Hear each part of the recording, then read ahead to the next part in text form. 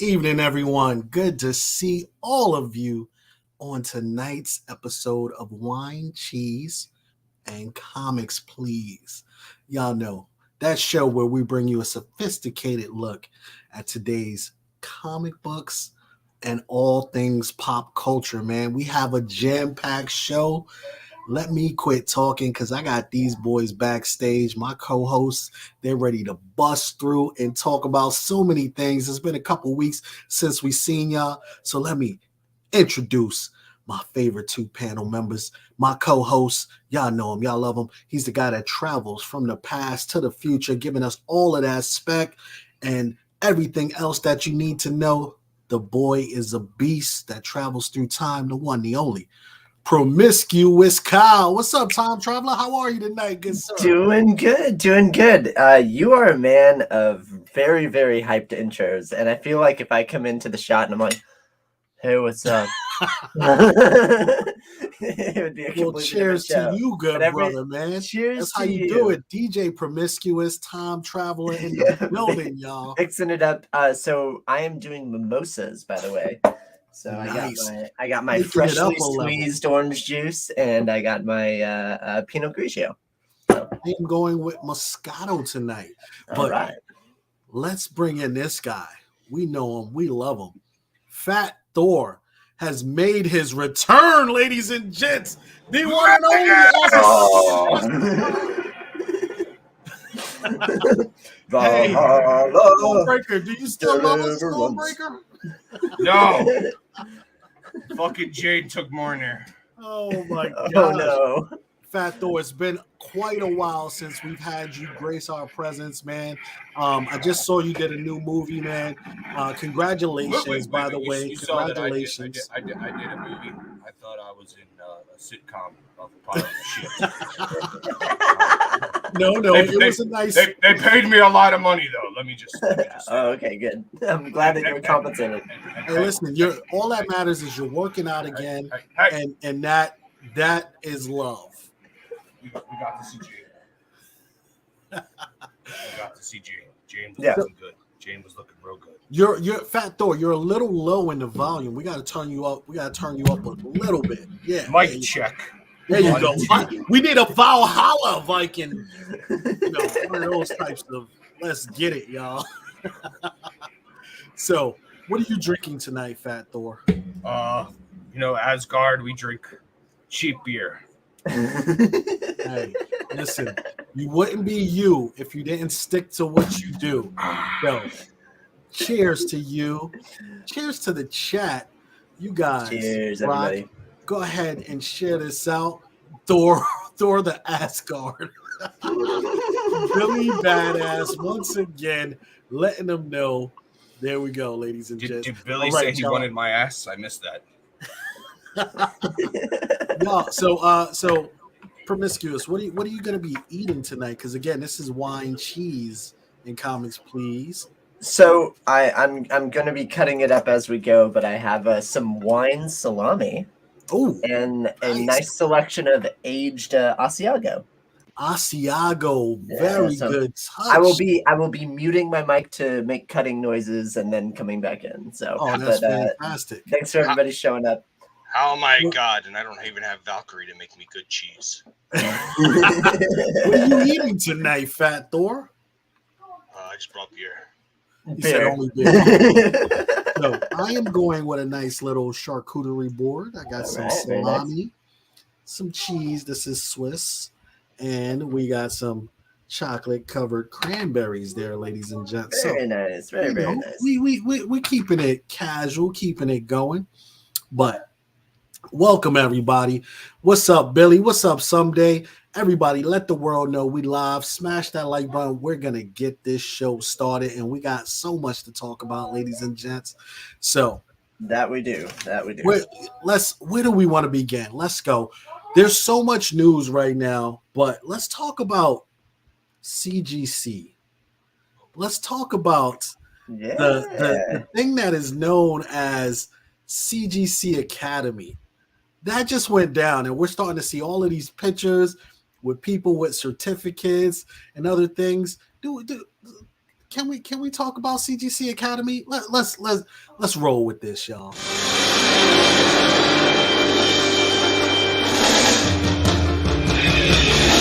I will be the very best, no one ever was. Catch them is my weakness, train them is my cause. I will travel across the land, searching far and wide.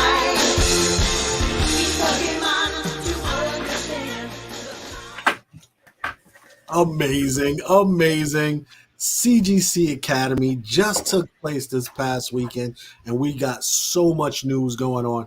First and foremost, what do you think of CGC just bringing in so many people off the street and about to hire so many new graders? What are your thoughts? Because you're the biggest CGC fan, last level. What's your thoughts on CGC Academy? Hi, folks. I'm here live at CGC Academy, and I just picked up Bob off the street. He's living in a cardboard box with 2 pieces of tent, and he is brought to you here today to grade your Hawk 181. Bob, tell me about the condition of this book and what you think. Pika Pika! It's got colors. Oh, folks, that is a 3.5 near mint book. Thank you, Bob. We are looking forward to seeing you in the next round, where we'll be giving away some great prizes, like a backpack for your ability to grade a book. And now back to you, CBCS, who, for the first time ever, I think I have more hope in. Yo, have we lost the great last level comics to CBCS at this point? No.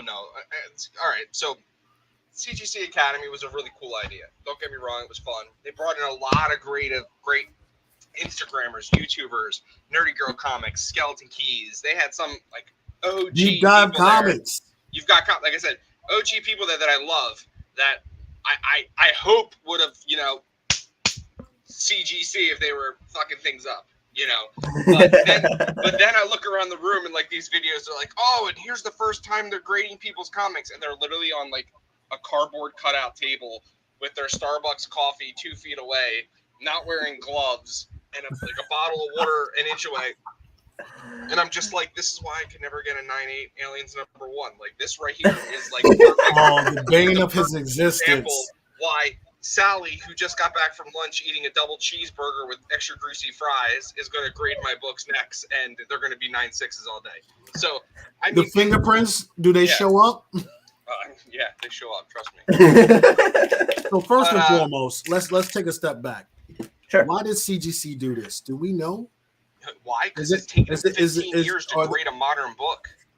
Are they hiring all of these people, or are they just? Because I don't feel like everyone who went through CGC Academy is getting a job through CGC. Only select few. If you go back to if you already watched that video, I know it was like a spoof parody, but they did like grading seminars over the 2 days, and they were given 5 books. CGC already pre-graded the books. They knew what the grades were, and they had them go through, the course, what to look for, looking at the spine, looking at the measurements, and they had to fill out what their grades were, and then they got prizes. So I mean, I don't know, man. I it's cool to see behind the curtain, but quite frankly, just grade my books accurately and send them back to me. I don't. That's really all I want. And it just became more of a fanfare show than anything. And I know that they hired Bob from the streets, and Bob is now going to be a grader, and Bob is going to take 7 books and run because that's what's going to happen because these people weren't vetted at all. But that's a good point. Yeah, and it was free. It was 100% free. You just had to apply. So they rejected a lot of people too. There was a lot of applicants. Well, that's good. They rejected people. They rejected some people. Now, what does it mean that we got all of these influencers, people who have kind of connections throughout Whatnot and other areas connected to CGC in that regards? Is that going to be the push that CGC needs to completely bury the rest of the competition, or is it more like this is fun? You have a certification, just flash it here or there type of thing. Flash it, fan value, get some hype. Because look, CGC has been run through the mud for the last year and a half. they have had negative after negative after negative. Granted, CGC still holds the value when it comes to sales, but overall, as a company, as the number one choice of grading for comics, trying to get their name out there on cards, they just haven't hit the mark. So this is a way to put them in the spin, in the media, with a positive light, and that's why they brought some of the big names in. You ain't never going to see Nerdy Girl Comics down there grading books Monday through Friday. Not at all. Or time out. Wait, I take it back. She should make a show on Monday nights grading. Daryl from Louisiana sent in 3 premium books. We're going to look through these together and give Daryl his grade. I'd watch it. That's fair. That would be a TV show. That would be so. I also heard from my good friend Deep Dive Comics. I'm going to keep referencing him because he always joins our auction, and he was just giving us the lowdown. And he said that 3 people review a book, and then there's a 4th person that is the finalizer or whatever it is. So if someone says it's a 9.2, someone says it's a 9.6, and someone says it's 9.4, the 4th person comes in and averages it and says, this is what we're going with. What is that, Kyle? Thanks for that. 3. There's 2 that initially do it, and then a 3rd one reviews both of that. And if there's any discrepancies, then all 3 of them meet. That's what I was told. Got it. Okay. So you're saying the same thing. I just know that it's 3. So perfect. So from that standpoint, what's up, Ben? What's up? Who that in the building? We got Liz Barnes, Chef Harris. Good to see you all. So from that standpoint, does that mean, like, in terms of the books, when it comes through the hands, you get grade A, grade B, grade C? Correct. What happens when someone says, okay, that's an 8.5. They're that teacher that says no one gets an A from me, right? Yeah. You got that new guy that's like, man, listen, this book is notoriously hard. I don't care if it has 1 tick. I'm giving this a 9.8, right? And that 3rd person is going to come in and do what? Tell you that it's a 9.2 out of the 3 of those? They'll grade it themselves, and then if the grades are if that's the discrepancy is an 8.5 to a 9.8, then yes, they will have a discussion between the 3 of them. And here was the contest. Here is actually the grade card from the contest. They were given Young Allies issue number 4, Chamber of Chills 19, Showcase 22, Amazing Fantasy 15, X-Men 94. And they had to write your grade and then CGC's grade, and then you got a score. Correct. They did 15 books, so those are the 5 online ones, and then they did 5 others in person, and then 5 is like a seminar, I believe. So, interesting. And they won some really great swag from the event. Absolutely. The whole thing was like, if I were doing it, I would have done the same dang thing. I would have cherry picked the people that I wanted to come here, hoping that they would like publicize what was going on and actually talk about it like on their channels. Yep. Like that's free publicity. And if they had a good time and they learned things, like I learned a lot. I didn't know there was 3 people that graded each book, because the nomenclature that we used was the grader had a bad day. That's why I got it. Right. And that is the iconic thing that you hear. Oh, that grader didn't get laid, or that grader woke up on the wrong side of the bed. You hear all of these crazy anecdotes, but there's literally 3 people involved in this process. So how does some of the stuff that we see with the inconsistency happen? And that is my biggest question, because when you have a book that is allowed to have 2 ticks and still have a 9.8, but then they grade, you hear, oh, they notoriously grade that book hard. Why? Well, grader 1 is Bob and grader 2 is Sally, and they're married. And when Bob doesn't get anything from Sally, they don't see eye to eye. They're not making dinner. They're not sitting at the table. Breakfast never happened that day. And then when they have to bring in Rob, who's the dad of Sally, he's not going to take Daryl's side. So the book's a 5.0, even though it's a 9.6. So, I mean, that's pretty much how it goes down. Oh my God, that is hilarious. But on one good note, outside of the CGC Academy, they did just put the barcodes on there and giving free grader notes. So that's actually That's dumb. a win. No, it's not. Why not? Because the grader notes should be on the back cover like it's always been, like why it's there. The fact that I had to now go to my phone, click a QR code, and pull up that, no, it's laziness. But can't you get it before? You had to have a CGC membership to get It's it. free. Okay, you get grader notes for everyone now. There you go. If you have notes, that's true. Who that he says if you have notes. So Yeah. it does make sense. Sometimes your books never have notes. By the way, who that, check your DMs when you get a chance. To answer your question, Sans, the third guy has more power. The one that's reviewing the other two grades, he has like the authority to say what this is. So let's say two graders give it a 9.8. Yeah. Third guy comes in, can then say it's a 9.6 if he chooses. Absolutely. Yeah. But then he would have a hard time doing that, knowing that two other people believe it to be a 9.8. If they agree, it's the easiest thing to do is just go ahead with what they did. Right. But Okay. yet they have the only 9.8s for that book, or a limited number of 9.8s for that book, and they want to call it a 9.6 just to keep their numbers down because they're CGC. You can't tell me that there's not shiesty, shady nonsense that's happening. Oh no, I'm not. Every day of the week, like that is a given. Hey, Bob, you're the new CGC grader. Here's $2,000. I got 15 books coming your way. Make sure. Hey, Daryl's got an AF-15 coming through. You want to give him a call and tell him that if he's trying to sell this, we'll give him a 0.5 bump for 2K cut. Like, come on. I don't think it goes to that extent, but I mean, like, there's definitely, like, the fact that they don't give notes shows that they don't have any reason why it shouldn't be a 9.8 versus a 9.6, and they're just freaking just going with whatever it is. Exactly. The last part of that statement is so spot on. We talk about grated cheese. It's subjective. Yeah, grading is subjective again. And honestly, let me ask you guys this question. A lot of people said when we went to numbers, it changed the game. Like it's not making it cool anymore. You had just mint, near mint. Yeah. You had just the labels. Would it be better if it was just the labels, or do we think the numbers are a better system?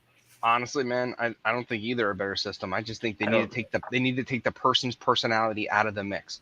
We have advanced so far with technology. You can't tell me that they can't have a table where they take the book, they set it on the table, it takes a picture. They flip it over, it takes a picture. They page through to make sure it's complete, but it takes a picture of the color. And they say you have 1, 2, 3 ticks, your book's not sized appropriately, and here's the grade. Like, take the subjectivity out of it. Take the subjectivity out of it. Grade it on what it is and have a standard rubric. It's like we're watching baseball and calling the umpires out on whether it's a strike or a ball. I mean, right.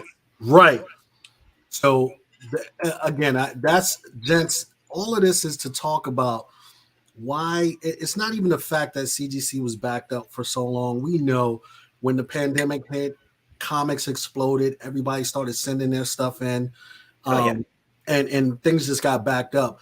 But we've never known why that subjectivity has played such a poignant part of. Just a great, like if you got a 9.6, why can't I get the grader's note as to why you tell me why? Yeah. Like if you can truly sit there and say, this book had a fingerprint on it and I didn't notice that, okay, kudos to you, right? But if you say, all right, I'm going to give this book a 9.6, but I can look on eBay and see 8 other 9.8s that have flaws in it. Yeah. I am ultimately going to be you should never get a book back without notes. That should be a standard.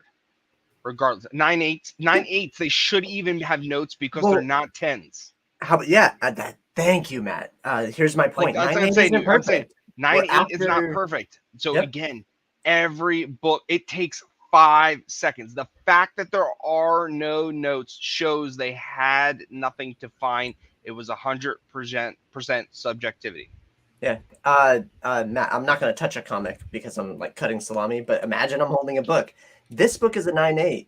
It's a 9.8 because and it has a ding at the top because every print run, every book in this print run had that same ding. Had that same ding. It's a 9.8. It has to be. That's how those things do. But like, here's my flaw with that philosophy. Let's say I have a print run of 1, right? Hypothetically, I print 1 book and I set it on fire and I send it to somebody. That's a 9.8. That's a defect. It happened. Like, that's how I chose to present the book. It doesn't. I don't know. It's so convoluted, and you know where I stand on grading books. And I feel the same way about metal comics. Like, how are you grading metal comics or metal covers? Like, I mean, how's that being done? You're gonna grade a metal cover with the same way you're gonna grade a paper cover. Like, it's just. How do you get a spine tick on aluminum? Right. what we're going back to here, though, is the bottom line, right? This is the bottom line, because this is not only just someone's pride and joy, it's an investment to a lot of people, right? Absolutely. To say, that that was just subjectivity, it really is asinine, right? Let's say you have, Star Wars First Thrawn, right? Heir to the Empire. Yep. You get that in a 9.6 versus a 9.8, or even a Star Wars number 1, 9.6 versus a 9.8. You're literally talking $2,000 difference. Absolutely. How in the hell do you stand there and you justify not giving someone the indication as to why? Meanwhile, someone will crack that book, resubmit it, and then get a 9.8. Yep. Aren't you paying for the service? You need some kind of service. Subjectivity. That's all it is. Subjectivity. That's why I said we need to get to a point where subjectivity is gone. Cool. I'd like them to increase their transparency, because like people reaching out to like having like hairs and bugs in their books, like encapsulated with them encapsulated with like things that didn't, like, they have proof that didn't happen. It happened either in transit or them handling the book, and they get back. But how can it happen in transit? The books are sealed.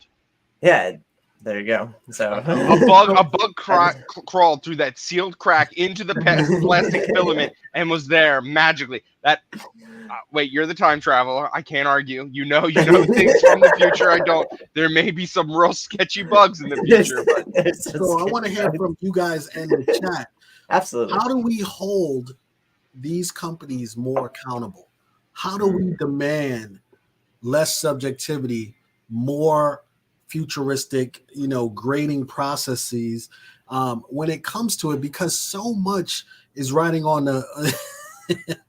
How did he get dropped off? That wasn't me, guys. I didn't kick him out this time. How do we, give them the directive that this needs to no longer be subjective?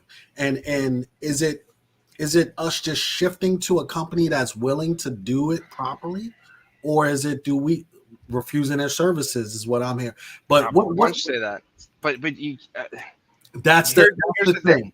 If you don't use them, see, I think people use CGC because if you're trying to get premium dollar for your book, having a third-party entity give it a grade takes away, oh, man, I'm selling you, this is a 9.8 candidate. Well, look, now it truly is a 9.8 candidate. This is like a 9.0 plus. Well, now it truly is a 9.0 plus. It takes away the guess game. And I'll be honest with you, I hate giving, what do you think the grade is? Because you want to know why? It doesn't matter what I think the grade is, because I'm not the one that's grading the book. And it kills me, because if some subjective person's going to disagree with you. Yep. And if I go and say, hey, I think this is a 9.0 plus, and then someone goes and gets grade and it's an 8.5, I feel like shit because I said something that it's not. So when I ever grade a book, I'm like, yeah, it's a 4.0. Like, it's probably much higher, but I don't want to be the one that says, any different. And that's actually great. I see a lot of sellers in the industry now say, I'm never guaranteeing a 9.8. I'm saying all my books are 9.2 or better. Even when you buy from vendors on their site, they say the best we can do is say this is going to be a 9.2 or better, right? Because cool. You can see if a book came in damaged with a bent corner or something. But even if a book looks flawless and you send it and they get a 9.6 or a 9.4, you can never guarantee it. So Yep. we almost have as resellers or sellers, you almost need to get away from saying that's a 9.8, right? Because that's a flawed statement altogether. It's a raw Absolutely. book in pretty good condition. Right. Yeah, it looks Right. good to me. These are And- the defects that I and- see. And look at CBCS has started grading raw books with a sticker. Yes, they have. Now So, their I mean, their magazine grading is for shit, but they are and do we stick by that old saying that CBCS is the harder grader? they're the least valued grader. I'll give you that. That I can say for sure. Like if you compare the same book, like for case in point, just this week, an NYX #1 9.8 CGC and a 9.8 CBCS, there was a $450 difference between the two Yikes. in CGC's Okay. favor. What No about difference. PGX?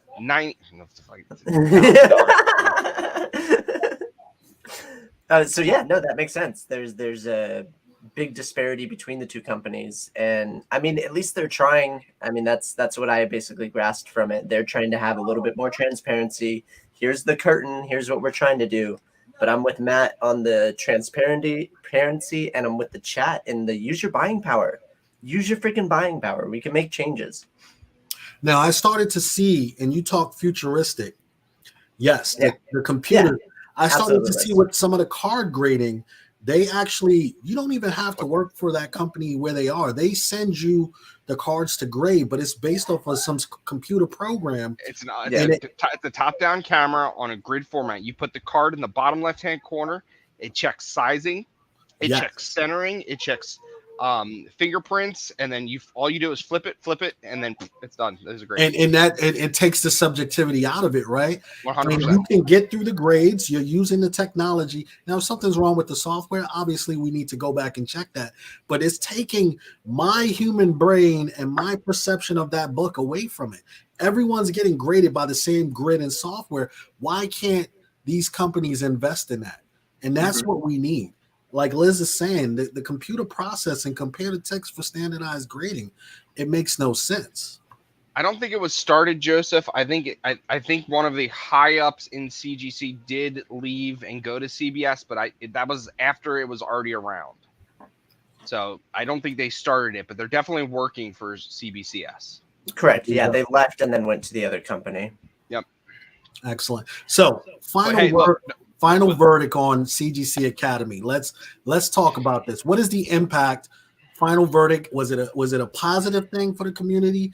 A publicity stunt, or are we going to see some backlash because they put a bunch of not saying the popular people we know and love who are into comic books are shenanigans, but if they put a bunch of no names through a process and may hire them, what is the outcome of this? 100%. I'm saying it's a wash. It was a great media spin for them. It gave them media publicity. It gave them a good note to talk about for a week.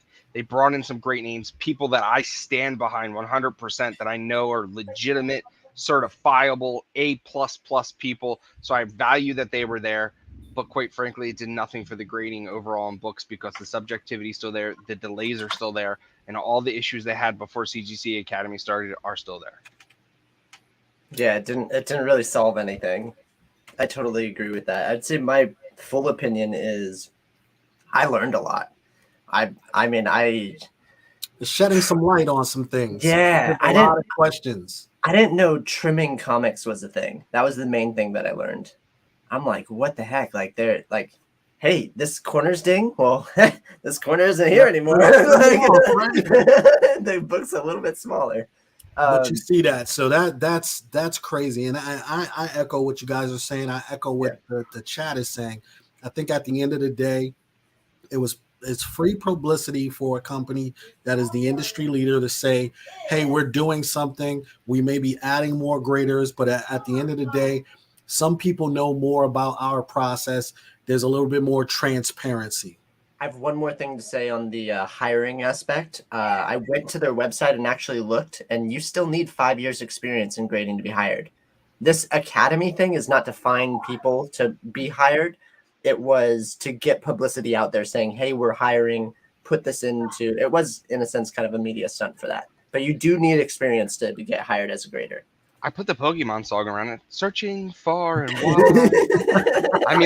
It was spot on. Like I didn't say like when you go out and play Pokemon, you're not catching a Pikachu every time. I mean, you get that, Magikarp, and you gotta work that thing to get it to where you need but it turns into a Gyarados. Yeah. 15 years later, when you're so tired of doing your job, you're just happy it's there. All right, so there it is, ladies and gents. That's the CGC Academy wrap up, man. We thought it was an interesting conversation. Let's keep that going in the chat, or even comment below if you're watching this on the rewind. What were your thoughts on CGC Academy? You started seeing all of the influencers and different people in the comic community who has gone through this. What are your thoughts on this? We want to hear from you guys as well, so drop a comment below if you watch this on the rewind. Now, since we have Fat Thor pay a visit. Oh, wait. Do you want to go into the news, or do you want to stick with comic value first? I think we need some time. Do we need some time for our special guest? Yeah, I think we need some time. All right, so let's just go with basic news first. We'll just talk. There's a lot of good news. All right, yeah, here we go.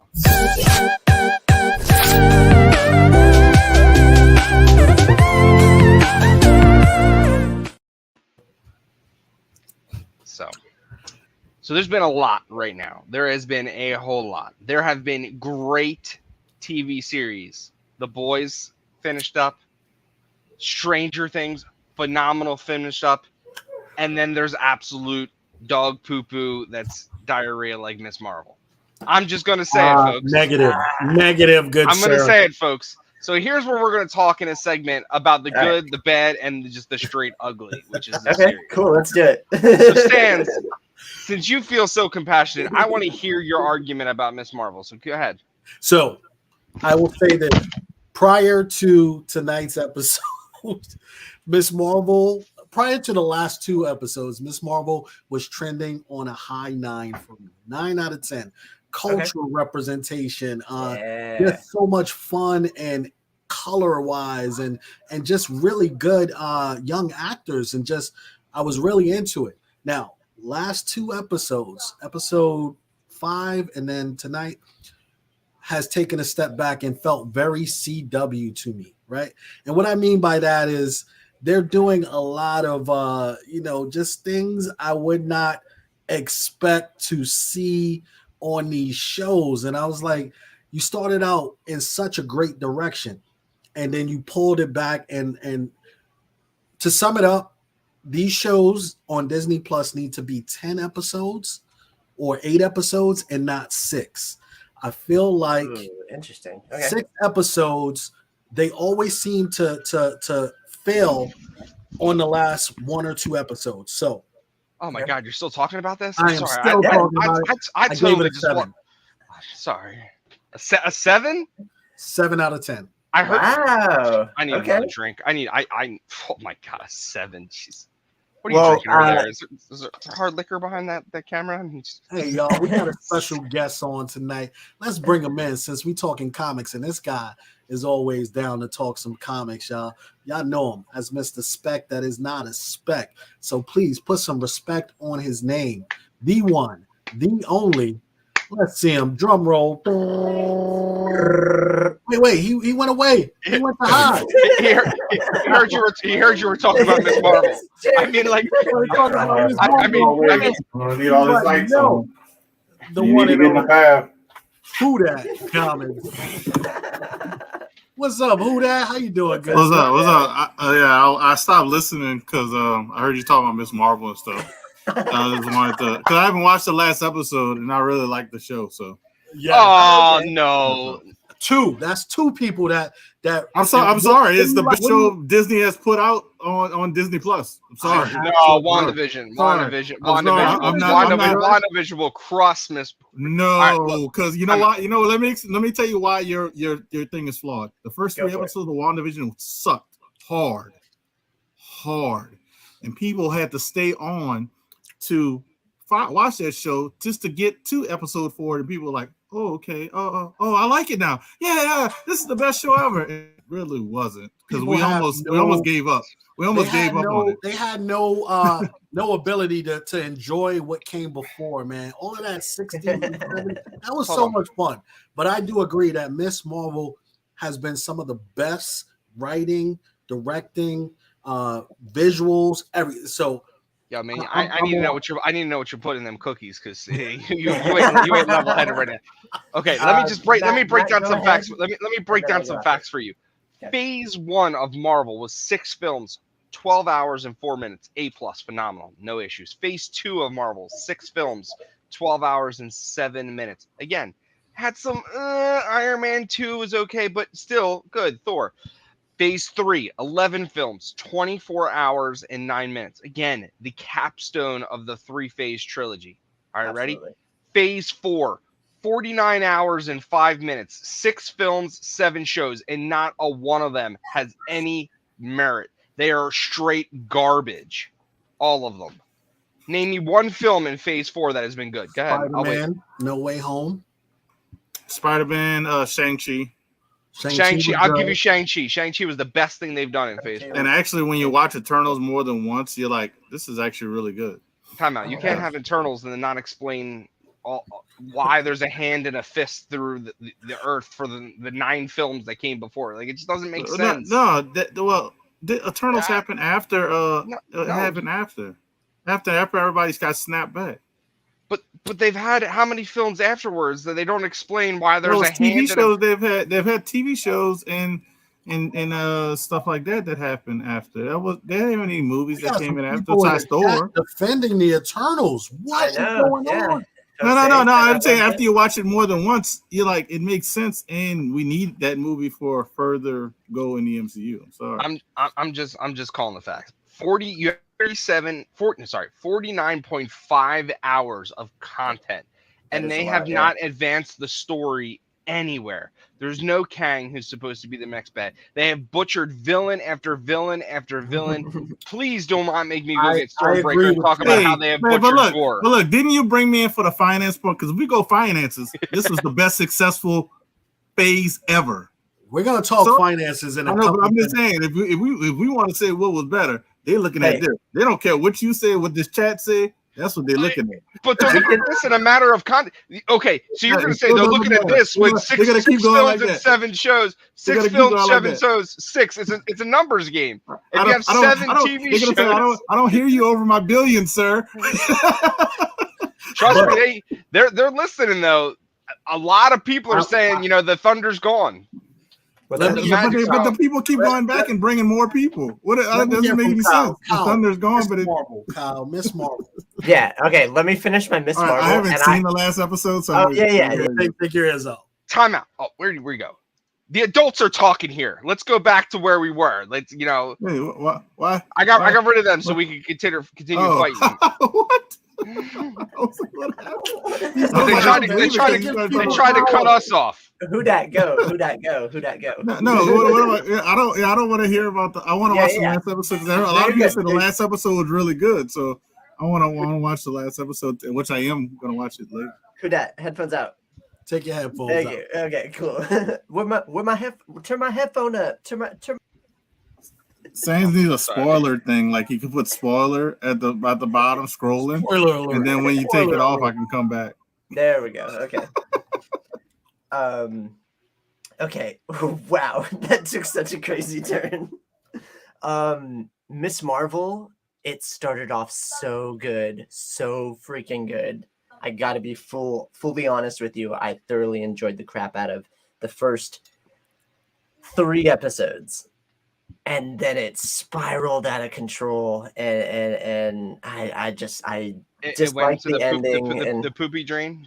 But it was so cool, and we're getting a season 2. Like if they explain some stuff, because the last episode they got some splaining to do, because I don't know why. And was it Matt or Sans that said 10 episodes? It was me, and okay, I go back. I agree with that. But then I'll disagree with that. These Disney Plus shows need to be 10 episodes. When you do this 6 episodes, it always seems rushed at the end. No. You know, you see these new development of villains or anti-heroes or whatever they are, and you got nothing for it. It's very Game of Thrones for me at the end. It's because there's so many characters. They did it in phase 1, 2, and 3 on 6 films, and they succeeded. So to sit here and say in 7 TV series, 7, that they need 10 episodes, why? The mix worked with phase 1 and 2. No. Good movies. I you can character develop in a movie. I disagree with you. The bar has been raised. Negative. You are not, listen, for all the love of an Iron Man and some of these phase 1 movies, you go back and look at it, some of those movies were like, I'm excited to see a comic book movie. Yay! Is that what you said before you saw Thor? Which Thor? Let me get my goat screaming. Hold on. No, but listen. Phase 1, phase 2, some of those outside of like Winter Soldier, like when I saw a Winter Soldier, I was like, oh goddamn, this is a real movie. This is crazy, number one best film they ever did. But you look at Captain America, that first one, I was like, this is some campy bullshit. Like I wasn't excited to see that. Even the first Avenger? Yes, it was trash in my opinion. You're dead to me. It was okay. So when I say we have raised the bar as viewers, that is what I mean. And when you come to phase 4, you cannot have what we accepted in phase 1 or 2. Those are praised movies, but we had phase 3 where everything, you had Infinity War, right? That changed the game. Even Endgame fails to compare to Infinity War, because Infinity War, it was like, yo, we're killing people. I don't care. Your favorite superheroes getting dusted. I don't care. Infinity War was amazing. Endgame was trash, except for the last 45 minutes. Exactly. But Endgame was fan service, right? But for the most part, Wanda was fan service. The whole movie was fan service, and it bombed. And that's the problem. We can't. Doctor Strange. You can't. The bar has been raised. No one is going to accept you just giving us a comic book character on screen anymore, and not necessarily fleshing it out and or staying true to some of the. But they can flesh it out in a really good movie. Like they can do that. They've done it. They don't need to drag on 7 episodes or 6 episodes or 10 episodes of just garbage. Good script writing is good script writing, period, done, end of sentence, whether it's in a movie or in a TV. And Feige, I trust. We're good. I had my headphones off and just chatting with talking to the chat. So in our chat, in our Wine Comics and Cheese chat, I posted a Patterson cut of the Obi-Wan show. And it made it 2 hours. 2 hour movie. Phenomenal. Yes. And it was so good. And that's why I'm agreeing with Matt to an extent. But with some of the TV shows, I'm with it with Sans. There's too many characters. You've got to develop those storylines. Because it's books that people don't look at American Chavez. They just threw her ass right into they just like that's all right. Okay, so that's fair. Let's talk Thor. Okay, let's do it. Hold on. It's fucking time.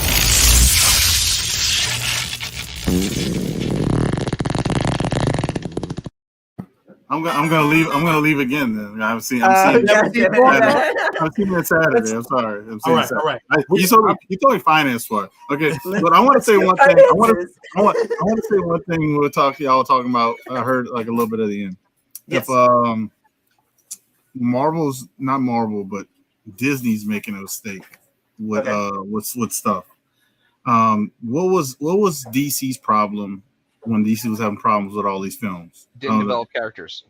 Develop characters. There was actually kind of executives having their hands in stuff they shouldn't have their hands into. So right now at Disney, they're having issues with Bob Chapek and his executives who have no ideas, who have never run creative companies, have no idea how to handle creatives, meaning like directors, writers, and stuff like that.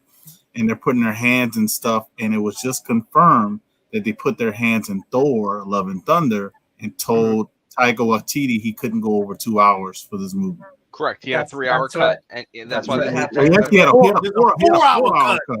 And I can't which I think he won't release it. He said which I think he would have dropped it down to 3 hours. I think if it would have made the theaters, he would have dropped down to 3 hours, which would have been amazing.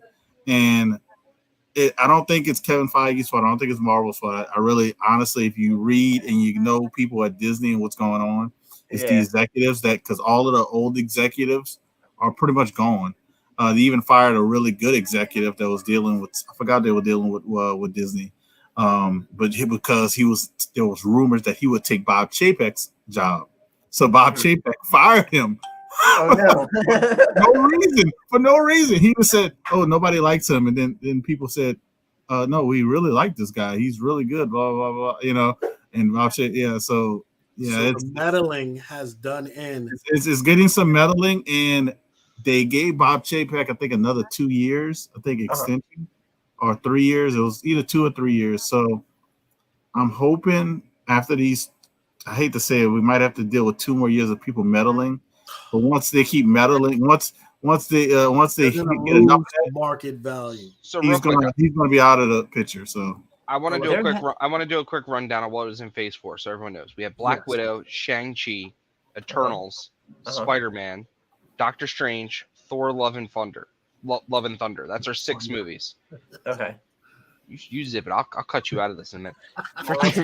For TV, we have WandaVision, Falcon Winter Soldier, Loki, What If, Miss Marvel, Hawkeye, Moon Knight. Now you still have 1, 2, 3, 4, 5, 6 TV series to come, and you have 6 movies to come. So we're at the halfway point of Phase 4. So you mean to tell me they did 3 phases off of 6, and what did I say? I think Phase 3 was 11. Yep, 6, and 11. But yet Phase 4 is going to be 12 movies, 8, 10, 12, 13 TV series. It's too much, man. Well, let's say this: Phase 1 and 2 weren't called phases; they were just stuff that they were doing. I think they called them phases until they got the third part. Yeah, the third part. Then Kevin Feige called them phases. They didn't know it was going to go this far and be this successful. That's what we always say when they should have ended something earlier instead of. And we have to remember this: you can't have your in-game expectations for everything that comes out. No, I don't. I agree. I'm saying other people who post stuff, you can't have your in-game expectations for everything that comes out, and you can't hate on a character because they're just a woman or they're not your skin color. I wholeheartedly agree with that. So a lot of people are doing that too. They hurt and hate on it because they don't look like them. And honestly, the best thing for me in Doctor Strange was American Chavez, even though she was so underdeveloped. They cut a lot of fun. She was fun and she was kind of energetic and young and spunky. I thought it was dope the way they used her. It was just that you go back and you look at some of these movies and there's a lot of just missed opportunity. Like, who is actually watching the movie and saying, okay, let's release that when they know that there's missed opportunities? Are they talking to the comic book fan? What is going on? I just told you it's the executives that are running Phase 4 right now. So they're not talking. They're looking at the money. And the money. What do they get out of that? Who that? When you say they're looking at the money, what do they get out of? Because what did Thor just do? Even 182 first weekend. It made more than Ragnarok. Everybody said Ragnarok was better than this one. This one was better than Thor 2. People were saying, but Thor 2 is a piece of trash. So they're looking at that. Everything is making more than it should have. Instead of looking at a movie like Top Gun that was well written, and that made over $1 billion just because it was that good. It was just that good. And you didn't even have to see the first one to see this one. That's what even made it even better. So if they need to look at that. And Tom Cruise is laughing to the bank on that one because the contract he signed with on the Top Gun. But so But when we talk about, and we're gonna jump into Love and Thunder now. Who that? So take out your air. Hold on, we gotta play it again. We gotta play it again real quick just to get the president.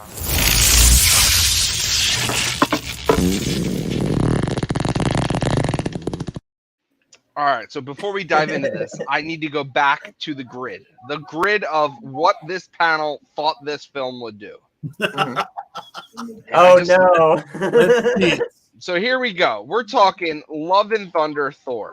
We had 2 hits and a flop. Let me guess. Y'all can guess who said it was going to be a flop. This guy. Who said it was going to be a hit? Those 2. Oh, So let me talk about the guys that thought it would be a hit. Why don't you go first? Sure. Dude, they lost me in the first 15 minutes, man. Like the campy humor, it was I couldn't. I got to be honest, I tuned out and I was like, yeah, no, I'm pretty bad. But that's just I don't like hating on things, but it is what it is. I did not enjoy it, and I had some killer expectations. What was your biggest letdown? What was your biggest letdown? Ooh. Because it was very clear for me what my biggest letdown was. Watching Sans eat that piece of meat and I'm starving. You have beer. Dude, well, it was no, mine was just the first 15 minutes. They did nothing to captivate me and butchered the origin story of Gore. Yeah, actually, the first 15 minutes to me were some of the best to me. Really? Oh no. And the reason why I'll say that is because it just started straight off the bat with Gore on this planet, and it's like you can see what was happening. And obviously, it didn't explain why he was alone with his daughter. They gave him no context. They gave him no context. I get it, but even without context, you see someone struggling through a desert and just praying for rain. You can relate. It even without what happened, why he's alone, whatever. You see someone. It could have been just the person got outcast. It could have been anything, right? Yeah. And you have your daughter, and you are praying for rain, and they showed the progression, and then you see the death, and all of a sudden you see a god spoiled with water and fruit and everything else you could have imagined. And if you harken back to like the 90s with Xena and all of those Hercules shows, the gods were dicks in that show. Like it was like Hercules and them were like, we have to correct so much of what these gods are doing. And that's what it harkened back to. But at the same time, my biggest problem was you had Christian Bale given a tour de force type of performance. Yeah. And it became this kind of farcity. Like it was almost like you had 2 different worlds mixing and mashing. And I was like, what is going on? And so the first 15 minutes I loved, but it was also very conflicting for me when it got to that kind of storyline as to interesting. So that's where I kind of differ, but I get what you're saying, Kyle. Yeah. Did you laugh at any part during that 15 minutes? The opening of the movie. Did you laugh at all? Did you? I laughed when I saw that God like saying some stuff, but it was like. I laughed when my guy crawled on the ground and cut his hand on a sword that was non-existent. Let me just I chuckled once when Thor got into his meditation mode and immediately sat down, and he's like, "I am gonna wait here for somebody." Yo, when he jumped on the broom, that was fucking epic. I'll say that was epic. But that part was funny to me. But am I the only one here that understands that Thor in the comic books is an absolute badass, and Thor's in the movie is the most comic moron? I'm trying to choose my words politically correct here, and they have literally justified his character into a peanut. Like So, literally, absolutely, yeah. literally, they tried serious Thor in 1 and 2 and failed, and they thought, hey, let's just Guardians of the Galaxy was great. It fit that group. Let's just do the same thing for Thor and just round with it. Yeah, I'm They not a fan. butchered Gore, absolutely butchered him. Christian Bale acted the living shit out of this role to and through. They butchered his backstory. They butchered his capabilities. They butchered the importance of him. They butchered the point of him, you know, and what he was doing, why he was hunting the gods. And Marvel has done this all through Phase 4. if they would have showed him actually hunting the gods, regardless, they did a little bit of that, but then they he didn't even hunt gods. He uses the spirits and the shadows. Like they it pains me. You literally have the best source of context in a comic book that you know sells because the comic book sold.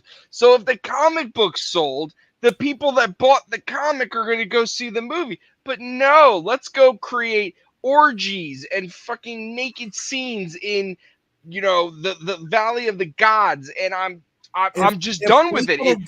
If they could have got some parts of this right, it would have been okay.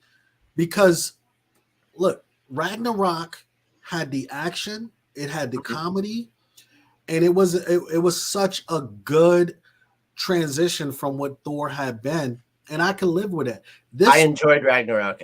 This one went to the extreme to so much where it was just showing like slapstick humor on top of slapstick humor. Like you got an important scene where Sith is dying, and it's like, oh, maybe your arm is in Valhalla, you know, without you, right? And I'm like, wait a minute, what's going on here? And it's like the first time you make the joke about, you know, Stormbreaker being jealous, oh, that's fucking hilarious. But it was like the whole fucking show about Stormbreaker. And then what I will say that really kind of threw this movie under the bus for me is it became a children's story, right? It became really and when I look back at it and seeing Korg telling the story, it was a children's story, but you had Gore doing these amazing like vanishes and pop up and stabbing people and but bro, are you a dad? Yes. How old's your son? 8. You take your son to see Thor, and he goes to you, "Hey, Dad, what's an orgy?" Go ahead, bro. Tell me about how it's a children's story. Go ahead. Tell me about children's story. It definitely. Hey, Dad. Tell me why Thor's ass cheeks are perfectly sculpted to greatness. Go ahead. Listen. Hey, Dad. Dad. It was definitely. Dad. Tell me why. You don't think kids are seeing? Listen, not an 8-year-old. No, I think they're pushing a stupid agenda. 12-year-old. No, this movie. No, disagree. I disagree. I will drive to Virginia and punch you in the throat. I disagree. Zendaya, bring it on. Come on. Right? on HBO Max, and that has been like some of the worst content I've ever seen in my life. This watered down the word orgy or seeing Thor half naked, whatever. But no, time out. It's not even that. It's forced humor, forced agenda. Everything is forced down your throat. There's not a single thing in this movie that happened naturally. Again, I value the whole story of Valkyrie and how she is what happened to Valkyrie in this movie? Nothing. She got backburnered the whole time. She was awkward the entire movie. There was no Valkyrie. There was no Valkyrie, and she was fantastic in Ragnarok. She crushed it. But again, look, they have turned Thor. Go watch. Look, Marvel animated series are not the best, but you can go watch anything that's animated with Thor, and he is the god of thunder.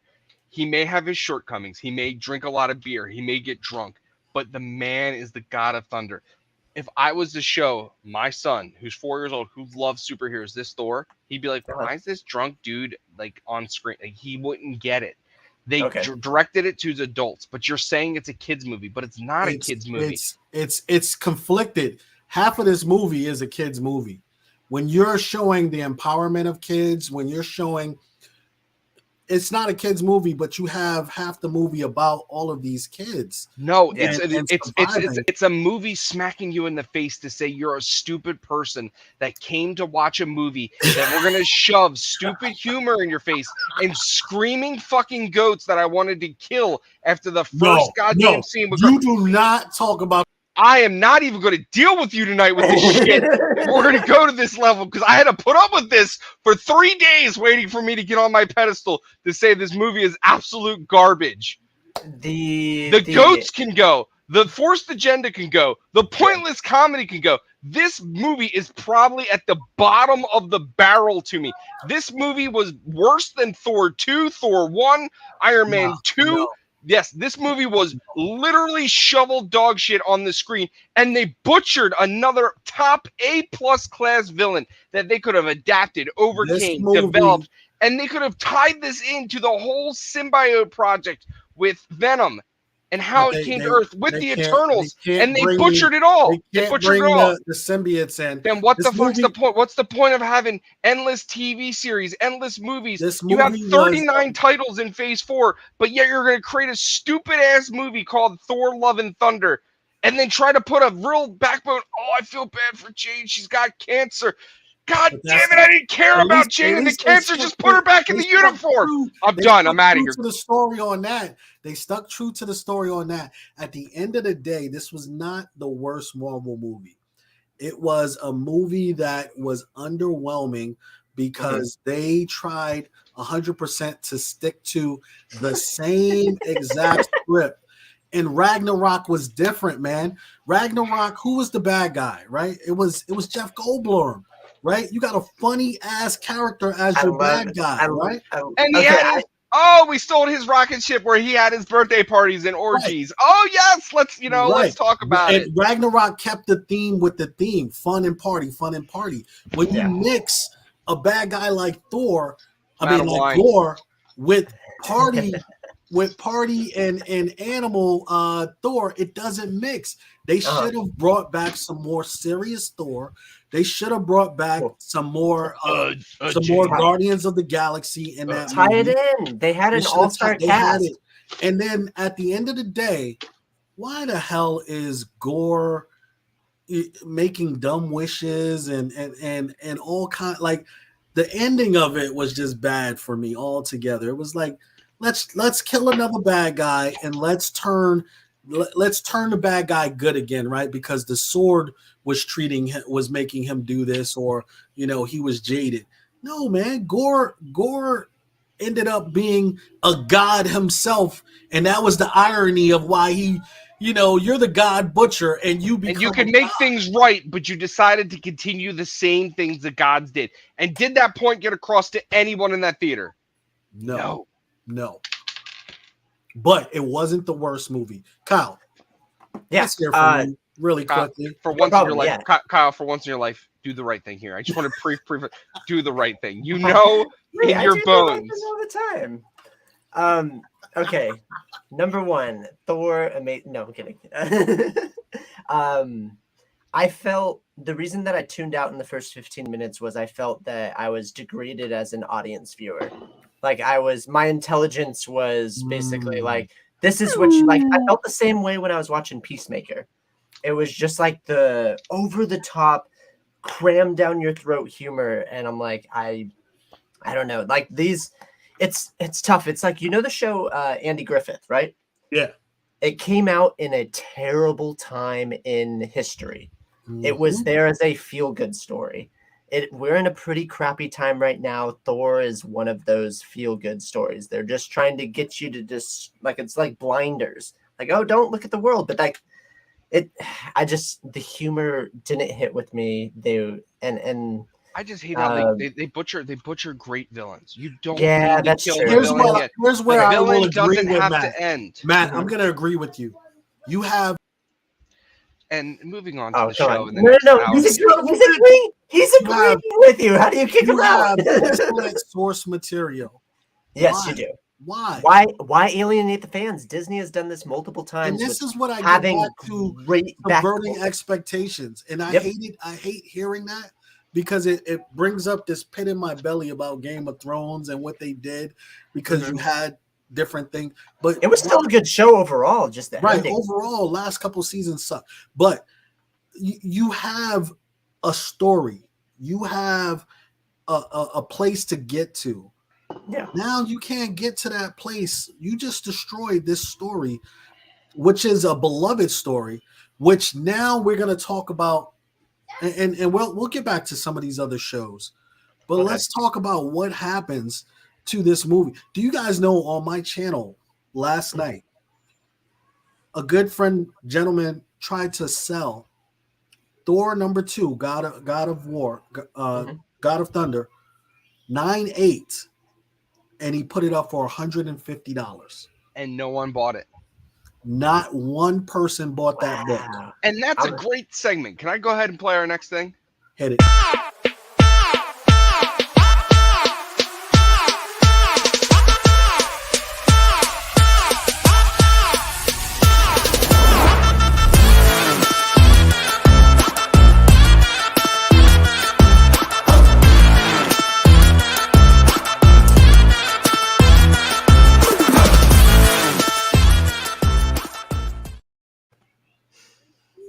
Let me go back to that. You saw that. Gore the God Butcher in a 9.8 was down 70%. That's so nuts. Who dat? My finance man, I need to bring you back because I need help here. What happened? Well, first off, I want to say this. People remember your history. People forget history. People forget history. People live on the moment, especially Americans. We live in the moment. Attention span is not longer than a TikTok video. So remember your history. Remember how bad certain things were, and don't freak out. That's all. Why are we taking steps backwards? That's what I understand. You had the recipe for success. I understand history repeats itself. I agree. I was just trying to just say that because people we just freak out at the moment of anything, and we just like Liz said, squirrel. That's how we basically are. We forget what happened 5 seconds ago. So it's like, yeah. So, but I want to talk finance. Let's talk about these finances, Who Dat. You recently did, and welcome to the channel, Who Dat. Welcome. This is your second time on Wine and Cheese, right? Yeah, I think I was on the. He was on one of the very first episodes. First or second one, and second time today. Yep. So, welcome back to Wine and Cheese. And you recently on your channel did something about comics and finance and why it's both a good time and a bad time. First of all, can you preface what you meant by that? And then let's talk about some of those things we just saw. We see major keys down across the board. But yet you say it's both a good time and a bad time. Why? Well, when you see major keys down, then you see other major keys up. So and the reason why I say it's a good time to buy and a good time to sell is it really the selling part depends on what you have invested into an item. It might not be a good time to sell if you paid fair market value for a book at the height of the COVID era. That's fair. So it all depends on what you have invested. That part I always kept saying that part. But what I've noticed is it's still a good time to buy and sell because people are still buying, but they're being very focused, laser focused. Yeah. If it's a good investment book, they want to make sure they get it at a good percentage under right now. So when the market does return, they will make even more money. But let's stop on that point. When you said when the market does return, is this a correction in a sense that all of those books are going to boom right back up? Or are we at the correction based upon where we've been for the last 2 years? There was, or maybe the last 3 or 4 years, there's been an epic growth point to some of these books. And a lot of it has to do with the movies and speculation, right? Spec. Right. You look at a book like, a Black Widow #1. I think I've heard you say, I want a Black Widow #1, but I'm not buying it for 5 years or something like that. I think that's something you said. Like, oh, you mean the first appearance of Black Widow? Yeah, first appearance of Black Widow. I actually ended up buying it because it was going down. Right. During the market boom. It was going down.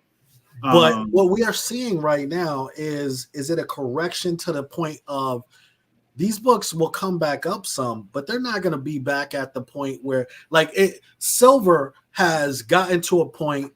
It's a little volatile every now and then, but it's never dropping bottom out. Some of these newer spec books, you get right. They went up crazy, and to have the wild swings when they bottom out, I don't think they're getting back all the way up to the top COVID book notice, especially if a movie does bad.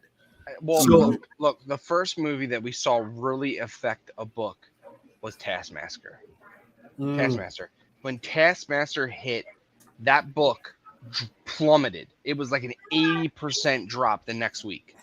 And Sands, you remember on the auctions who was saying what Taskmaster was going to be in a movie?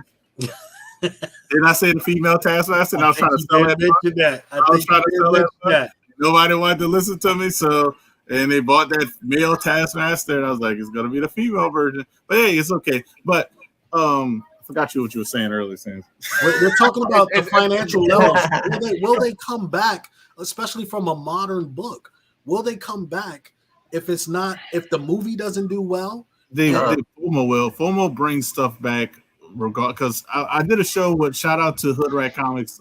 He invited me to do a show with him on every other Monday, and we kind of we pick books that trending, a cold book, and books that we call it a hell nah, like a book I wouldn't buy. And talking about a modern book, I put hell nah as that Spider-Verse number 6. I think that's the one that's like super expensive. It's going for $1,800 right now. And a 9.8. I put that as a hell now because I showed 2 books during that show. One was priced at around $800, which was a Vengeance one, number 1 in a 9.8. The print count on all of these books are relatively close. I think the Spider-Verse is in the 19,000. The Vengeance one is around 23,000, 23 to 25,000. But you got a major character that's in the MCU is going to be probably there long term. You got a whole bunch of Spider characters. Half of them didn't make any sense with the names. And so I was like, which one would you buy? Everybody in the chat voted Vengeance 1. We wouldn't. And then I said, all right, how about the same price for the same money? 17 or 18 or whatever it is. NYX 3, 9.8. What would you rather? NYX 9.8 or some Spider-Verse stuff? And NYX all day. NYX all day. That's what everybody said. NYX. Some people said I get an NYX 9.6. And so it's like that's the type of stuff you got to stay away from on the modern. That FOMO that's push that makes no sense. Look at Young Avengers though. Look at Young Avengers. Young Avengers was the biggest was a classic modern book. It's supposed to be the modern age X-Men number 1 with so many first appearance characters. It is down right now 66%. And that's when you buy it. I saw somebody selling a 9.8 and a 9.6 for $700 on Elite Comics 11. It was a number 1, 9.8, 9.6. If I had the extra money, I'll be making a field day right now on stuff because guess what? Those books are down right now. Those books won't be down when I'm the age of some older people. That's probably, I hate to say it in the chat, like 20, 30 years from now. Well, that's how you invest in modern books. You buy them and then you hold them. There's no nostalgia factor because it just came out. And the other thing with modern books, I don't know that you necessarily buy them slabbed at 9.8s. You buy them raw and you shoot for your 9.8s because at this point in time, you got enough time to take shots and chances at it. I wholeheartedly agree with you. I'd rather spend $500 and get 2 or 3 candidates and try and get a couple 9.8s than to spend the $1,000 on one 9.8 and have to play that roller coaster that it was at. But my problem is this: people with modern books selling a book as a 9.8 when it's still a raw. You cannot sell a book at a 9.8 price as a raw. It doesn't work that way. If you want to sell it at 9.8, go get it graded, get it in 9.8, and sell it as a 9.8. Yep. But also, you got modern people selling all books at graded prices. Exactly, but then here's the thing: they go up for the FOMO and then they come down. Like how many times did we talk about it? If you're buying a book after an announcement was made for a movie or TV series, you're already too late. You're too late. It's too late. You know when's the time to buy a book is 4 years after the movie bombed. Well, I was gonna say Marvel and DC. If you want to buy an investment book, Marvel and DC gives you a calendar, a slate. They give you stuff that are coming out. I've noticed that when they give you that slate of stuff, those books don't even go up. Nope. It takes some time because people that's are that's the time to buy those things. Riri Williams, none of that stuff. That stuff was so cheap. Now this book here is about a $3,000 book in a 98. Yep, and it's actually underpriced because it's more rare than the UF4 1 in 25. And then when Black Panther comes out and it bombs, it'll be worth what, $1,000. Well, you think that it's going to bomb. I'm going to have more. You're taking that gamble though. I'm not taking. I got this for cover price. I got it for cover price. But I mean, but I'm saying a person buying that 9.8 right now, they're taking a gamble that book is going to stay at the value it is. Well, that's them. I'm talking about myself. Gore. Look at the first appearance of Gore. 70% down. People were buying that book for $400-$500. It's not even. I know a guy that literally has 20 of those books. And who that? What? And shout out to my man Game Swappers, man. But he got out just in time. How many of the ASM 361s did he have on his wall? It was a ridiculous number. He had almost a whole wall covered. Covered with ASM 361s. Imagine he held on to all of those. But honestly, should that book be taking a dive because of the movie? Is what I'm saying. Like, was the book inflated improperly because there was movie spec, or did people honestly love Carnage and now they hate Carnage because of the fucking movie, as opposed to the content of the comic books, where this guy has been a psychopath, was ruling the 90s. If you think about Deadpool and Carnage, between those two characters, they were all over the place. Why is he so hated now? I cannot wait to go to Terrificon in July 29th, and I'm going to literally have a series of, do you read comic books? And I guarantee you, out of the 25 people that I interview, I'm going to get 20 that say they buy comic books to sell them because that's what they do, and they don't even open them or read them. Man on the street. We're going to have you as man on the street. And it is absolutely sickening for somebody that I have read comic books since the first moment that I could read something awesome in my hands. And people don't even read. They just buy a comic book and they put it in a short box or a long box and it sits there and then they try to sell it later. I love the way that Apollo Crews talks, man. Speculators don't read, baby. But going back to what Hudat said was it all depends on the entry price that people get in on this stuff. Mm-hmm. That's what puts your prices. There's a reason that I'm low. My entry price was low, and I can afford to take that hit. I could have sold this book at the height when it reached $6,000 price. Absolutely. But you believe in it. But I believe in it, and I bought it for $10 or $8. I think it was under $10 when I bought the book. I bought both of them off the rack at two different comic shops. It wasn't an incentive variant, but it was an order incentive variant, which you have to order so many of issue 7 to get this variant. So who that is? When we say that moderns aren't worth it, you look at every year. There's a modern. There's a handful of moderns that are going to skyrocket and be astronomical, right? Yeah. When people say moderns aren't worth it, I think it's a matter of if they're talking from a standpoint of, I bought 50 copies of that book and the value dropped. So now I'm mad, right? As opposed to, I bought 2 copies of this book. I held on to it. It literally, you're not going to see success on all of these books overnight, but 5 years, 10 years down the line, when the characters come around and they're more acceptable, you start to see the return on investment. You look at Black Panther 3, right? Okay. Let's talk about Tosin. Tosin came out and that book was already anointed as the new Miles. Mm-hmm. The book hasn't necessarily crashed. It's come back down a little bit, but it's leveled off. But you still buy a raw at $60 or $55. That's not normal for a new comic book. Not for cover A. Right. It's not normal. But each year you're going to have a handful of books like that where it's going to retain value, and then over the years it's going to increase. So the moderns aren't trash. It's just a matter of, oh, I bought 15 copies of this book. I thought it was going to change my life and send my kids to college, and it didn't, right? And I think that's my biggest problem. People aren't valuing good books based off the content in the books. They're valuing good books based off the market value and the demand right now. That is it. Yes. Yes, 100%, Matt. Yes. A good book with a good story. And again, I'm going to go back to something indie.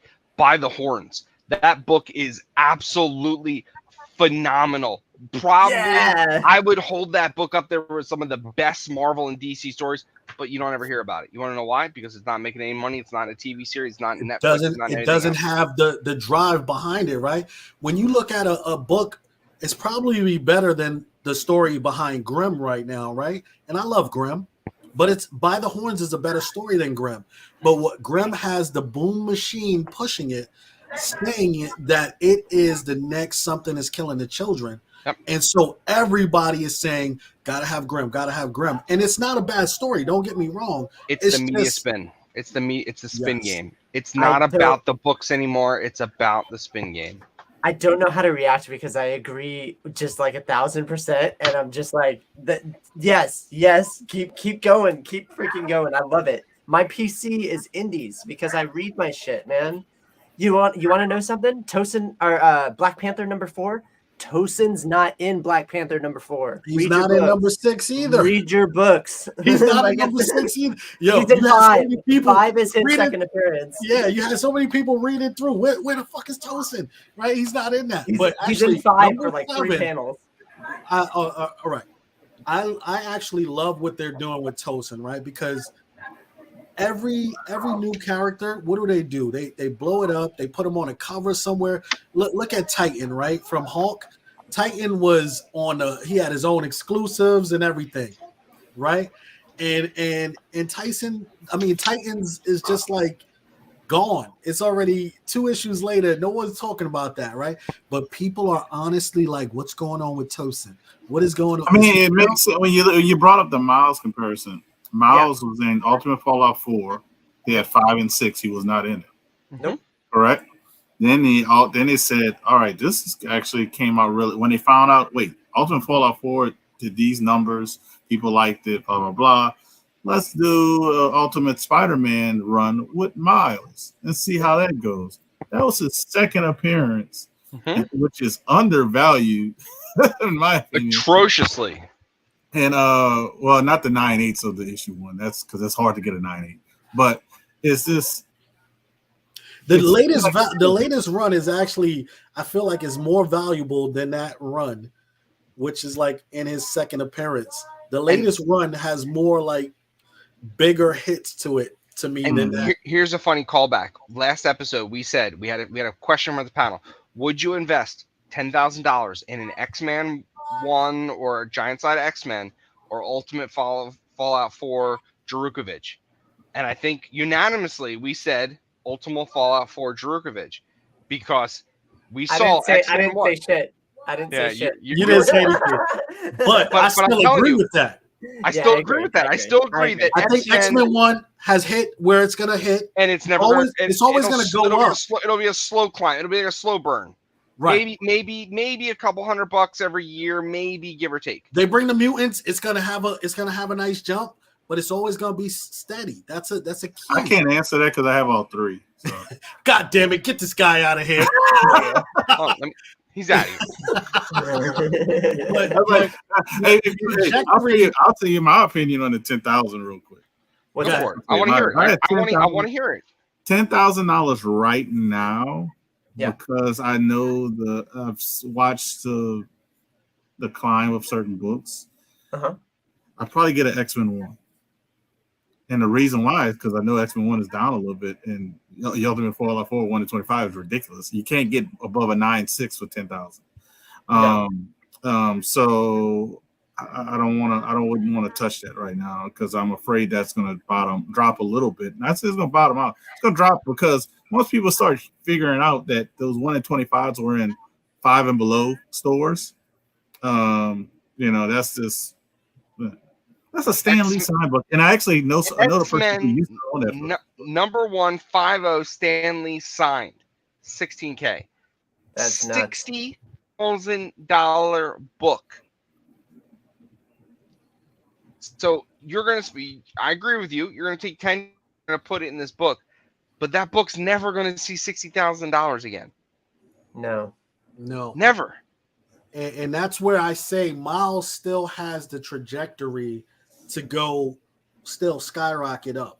Miles will still go up because it's modern. It hasn't had the time to like get the nostalgia factor that X-Men 1 has. So, but it doesn't have nostalgia factor, but it has hype.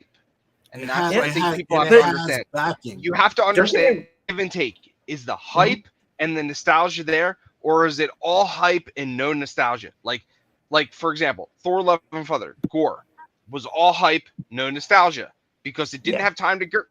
But the hype was there that he was a new, everyone wanted him. Movie bombed, hype went down, nostalgia down, bad investment. But you have to invest in something that has good hype and good nostalgia. Long term, would you recommend that panel? Would you recommend picking up Thor: Love and Thunder? Never. I mean, not Love and Thunder, God of Thunder. No. That run. Would you pick up the run? Number 2. Run. I would recommend to read it. It's a good run to read. No, but I mean, just to have would you invest in number 2 and number 6, which are the keys for one first no, right? Which one's no? Number 6 was the cameo. 6. No. I would definitely get 6, but especially since the 6 probably going to go down. How do you bring Null out if you just butchered the store of the Necroblade? I mean, like, come on, like. Guess what? Sony's going to do whatever they want to do. Even Kevin Feige warned them, don't try to start a cinematic universe, and they did it anyway. And look at the crap they're pulling out. So I got a feeling they're going to do Null, and they're going to butcher Null like they did Carnage. Carnage, they butcher. What about Morbius? Everything. Like, well, Craven's an animal lover, so. Yeah! Oh my God! I don't want to get started. Let's not even. Don't even. How do you do that to one of the most iconic Spider-Man characters, where you turn it on its head and say the guy who was hunting everything is now protecting everything? Like, who is he protecting it from? What are you trying to say to me? Like, I have no problem with you. They're listening to Kevin Feige on Spider-Man movies, which we see because that's what he's an executive producer for, and they didn't listen to him when he said, "Hey, if you be careful with this shared cinematic universe." Well, they had to do it because they lost the rights for Spider-Man 3. They would have never been able to do No Way Home if they didn't do it. They had to give to take. Right. So. Back to the investment side of this. What has been some of the better approaches to investing in comics at this point in time? And then when you look at the way the market is right now, and I'm talking market in general, like gas prices, inflations, all kinds of everything hitting. What is your kind of philosophy right now in terms of investing in comics? Is it all silver? Is it keys? Is it what are you focused on? And then Kyle, Matt, what are your thoughts on this? Cool. What is I'd say my focus on if you buy stuff you like, you don't get disappointed by the market. That's the first thing. You buy stuff you like, you don't get disappointed by the market. Because if you end up keeping it, you're still happy. I've been buying a lot of books for female first appearances, not because of investments, because I'm sharing my passion for a hobby with my daughter. So if those books go down, I'm okay with that. I'm fine with that. But that's the biggest thing. You collect what you love what you collect, and the rest will fall into place. But if you're investing in stuff, key thing, investing in stuff, especially if you're buying slabs. You can't pay FMV for a slab. Nope. Sorry. Unless that's a PC book and you're taking it to your grave, like people say, which it's not going to happen. Your family's not going to let you take a $20,000-$30,000 book in the grave. Sorry. Take that off your code. Or unless you know that the value is going to skyrocket because you know. Yeah, but I mean, you're gambling on it. Yeah, they'll use it to pay for your grave. Yeah, I would say yeah. But it's like in slabs, I would say my key thing with slabs when I buy slabs, I try to be 20% at the max under the price. 20 under. Okay, so you pay 80% of the value. Okay. Yeah, cool. I don't. Yeah, I try to be under than that, lower than that, but this is the max I'll go. Okay. Because when stuff takes a dip, I don't feel. I bought was it the X-Men 129? Was it Katie Pryde and the Emma Frost stuff? I bought that at the height of stuff, and the dude sold a 9.4 for $600 at the height. That book was selling crazy. I said $600. I feel comfortable with. So if the market dips, I feel I'm okay. And it's not even just an investment book, but it's you're spending money. Everything's an investment. So now that book sells for like around $550, I'm okay with that because I got it for a steal back then, and then I'm not selling it anyway. Yeah, you took a low blow hit. Nothing. Yeah. It's not, and it's already graded. Blah blah blah. But raw books. Key thing about raw books: when you buy into invest in raw books, learn how to grade. Y'all talked about grading earlier. Learn how to grade, and try to be. When you're grading for yourself, try to undergrade. So you're happy if something hits higher. I try to be in a good range. That's why I tell people like if something's like a 5.0 to a 6.0, because I probably, and normally when I say that range, I think it's the higher range, but I want to give leeway so you can be happy at the end of the day. So just learn how to grade, and then don't pay graded prices for raw books. Do not pay graded prices for raw books, because if they were graded, then that makes a difference. But I'm not going to give you a price for a book that I can go on eBay. I can go on eBay for and get it graded. Have that price graded. Like I'm going to pay the price to have it officially graded versus. I'm not going to do now, that. Matt, so that's common things I say. Matt, with regards to your collection and how you're riding this wave, are you buying everything up that you see now, or is this causing you like to be very picky and say, okay, I'm only collecting what I truly want for my PC? Because there's a lot of people say right now is the time when millionaires are going to be made over the next 12. Like every time there's a recession or a big depression, those people who are capable of making the investments at this time absolutely are going to reap the benefits. Is that where you feel? No, I think the bubble has popped, but I don't think the bubble has hit the bottom. I think the downtrend is going down, but it's not there yet. Hold is all I would say. I'd say yes, you could be selective and buy the things you want, but hold a little longer. We just scratched the surface of where things need to go. A rebalance is on its way. Invest in the things you love. I 100% agree with Huda. I love first appearance villains. If it's a first appearance villain, Marvel, DC, Indie, I want it. I love villains. Got that Dr. Doom yet? You got that Dr. Doom? Shut your mouth. Don't make me take you out. I have one. You get shut your mouth too. Get him out of here. But again, what am I buying right now? Honestly, I'm buying dollar bin stuff. I'm going to cons and I'm going through the 1.5s. I'm not looking at the wall. I don't want to look at the wall because right now the wall is hurting. But the people that are selling the wall don't want to show that the wall is hurting. But those 1s and 5s, that's where I want to be. That's prophetic. I'm buying PC books. I'll tell you, I forgot to say that. I am buying PC books. I'm doing a little bit opposite of that because I didn't think I could get the PC book for 20 to 30% less than what it was selling for. So that's different than what he just said at the con, because they're not dropping. At the con, I'm not. Yeah, right. I don't buy the con. I go to the con and enjoy like how we are right here. We are right here. This is what I would go to the con for, to enjoy people and conversations.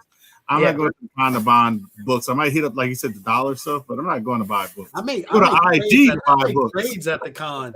I bring a couple slabs with me, and I'm like, what do you want for that? Slabs? You got slabs? Yeah, I got slaps. Man, you keeping your collection. Hey, Hey, hey, we Hey, who got- that's we got- like, we- Sans, we got- you don't grade nothing. We got 3 weeks, and then we're gonna have a new intro with the voice of Kevin Conroy from Batman. There we go. I cannot wait. Yeah, Kyle, I Kyle, agree. what is your thoughts on how you're handling this kind of downturn right now? Oh, I'll tell you exactly how I'm handling it. Also, I totally agree with Matt. That was prophetic as hell, man. Like, go back, like literally forget what I'm about to say. Go back like 30 seconds and re-listen to what Matt just said. That was pretty spot on. And then now I'm going to talk about y'all like buy the horns, dude. That's right. Buy indie right now. If you want a good read, go buy indie right now. Dude, I it's so can't say it enough. Do you Marvel ever- DC okay. has been lately. Yep. But indie is not like, if you are trying to. I'm not to saying make invest. some I'm saying money. buy Right, something to right. read. Yeah, If you want to read, the indie is where you want to be. But if you're trying if you want the best of both worlds, it's like, Tell me a modern, a Marvel or DC current run that's like, you're like, wow, man, this is as good as like the original X-Men. This is as good as original Silver Age or Bronze Age Turtles. Like something that has captivated you. There's Can you put up- subpar stories. Can you put up Lucian's most recent comment that just popped up? Yep. There's flops in the indie market too, man. I mean, But it I doesn't personally, hurt as much. yeah, exactly, because your entry price, going back to what Hudat said, your entry price is lower. You're And not again, paying they're these micro ridiculous prices. series. They're micro series books. Yeah, They're they end. 5 They to end, 7 yeah. run books that that bothers have me a start though. and finish. That bothers me. The No, it micro doesn't, man. series, the micro series, because Stop living in Marvel Phase 4, man. Get out of it. No. What I'm saying is, there is a good way and a bad way to do some of this. Like, I think they extended Something Is Killing the Children way too long. Amen. But Agree. up to I sold them 12, all. up to 15, make it max. I still think you need a little bit more to tell a story than just 4 to 6 issues. Like these 1, 2, 3 runs, like I get invested in. I'm like, what is this shit? Like I gotta end this now, and I don't see that like they have a future at all sometimes. So I think there needs to be like, you need at least kind of a 10 to 12 run, but with good story. Yeah, Good I mean, the comic book that I'm coming out with, and next comment to highlight. Can you highlight Tacoma Comics? Oh, don't be silly. The comic book that I'm coming out with, it's only 3 issues. They're oversized issues, but like I tell the story and it's over. And that's what I like about indie stories, is that they can actually tell the story and be done with it. They don't have to force more content. In Tacoma, in Silver Age defense, some of those Silver Age books that are so hot were the second appearances where we had the taste of a villain in Gold. So we had the first appearance of Riddler in Gold, and now it's been months since we saw the Riddler again. To grow the story, we saw an amazing villain or an amazing character again. It wasn't like every week, oh, we have this, oh, we have that. Like, they actually created story. Like I said with Marvel, like, I hate the fact that they kill good villains. Killmonger should have never been killed. Why? Never been killed. He had so much potential. There was so much more to his character. He was built up so well in Black Panther. Killmonger. I'm more upset that they killed Gore. Oh god, the one who stole the vibranium. The guy with the hand. Claw. Claw. I'm more upset they killed Claw. Exactly. But Like, why you are you need killing, these why are people you killing to the, carry these stories. Like, why I are mean, you killing the characters off Oh, after one movie? Oh It doesn't man, make I wish sense. I wish I could have Literally, recorded that. you used to watch the old Batman. You remember the old Batman series where it'd be like, why the hell doesn't the Riddler just kill Batman? You got a chance, right? He's on the conveyor belt and you're gonna walk out. And it was like, will we see the Cape Crusader next week? And it was like, of course we will, because it's comic. Like, don't kill these characters when you know there's. Okay, put them in your Arkham, or put them in your wherever. They didn't have to kill Claw. They could have put him in some kind of jail or something. They got Baron Zemo where he's a big significant for the Wakanda stealing the vibranium and all that stuff. Like, To me, he's a not a big, but he's a staple. he's a He's a good staple. staple today. Yeah, But now Killmonger, that, I but can Hood Rat, understand they're him. bringing, They didn't have to they do it. bring Killmonger back. They have to bring him back through this whole. All right, we got the They're not going to bring him multiverse, back. He's mad. He's going to Right. go be Zor-El on DC. right? So they would have to bring him back through some other. Like there was no need for that. Like capture him. If they did a show, it'd be a like the Black Widow. What if? Yeah, Yeah. it'd be a Black Widow movie. It'd be something. I think that's my biggest issue overall. We've gotten past the fact of the comic book culture, reading the stories, valuing the stories, valuing like-minded individuals, and we've gotten into the ride the hype wave. That's it. Listen, man. Sometimes pixelation will get you. Hey, man, don't let Emilio. We don't need Emilio sending out memes and shit, y'all. Emilio will get this. He won't get you. So that's where we are from an investment. What overall, what are we saying right now? Just kind of like summing up investment wise. Sure. Let's ask our guests first. Who that investment time wise in terms of this economy? What's the best thing for people to be thinking about right now? And I think you harken back to invest collect what you like. Mm-hmm. Is that what you're saying? Well, that too. Don't overextend yourself for money wise, because we're going through some bumpy times. But if you notice, the job market is on fire. The people are given sign-on bonus to work at custodian jobs at schools. Would you sell your major keys if you're hurting right now? If I was hurting, yes, but I'm not. So like it's but if I was hurting, I would pick. I would, how you do, like people say this or that type stuff. Yeah. I would take the books, I would look at them and say, which one do I want to keep the most? And then the other one would go. That's how I would do. I would do that if I had to sell stuff. But I would tell people, don't overextend yourself.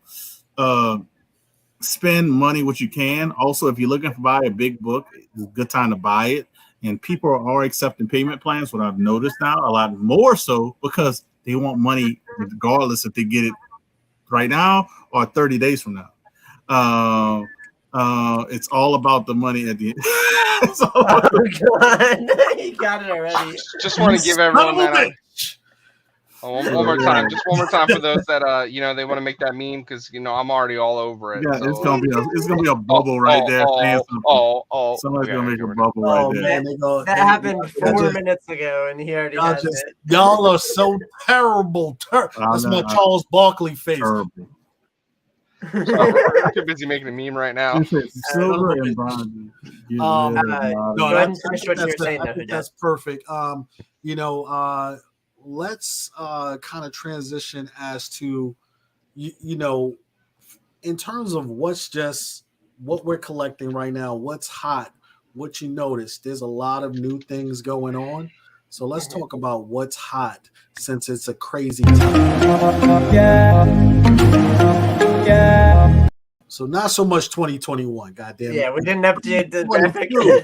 Right? I wanted to talk about hot comic characters. Why you gotta embarrass me right there? I'm the video guy. You gotta go use something I used for 2021. You didn't even have your videos have been fire, man. What is this? We're gonna do a whole show on the Matt video montage, man. That's what we gotta do, man. Because y'all need to hire this man because he will put together some great stuff for y'all.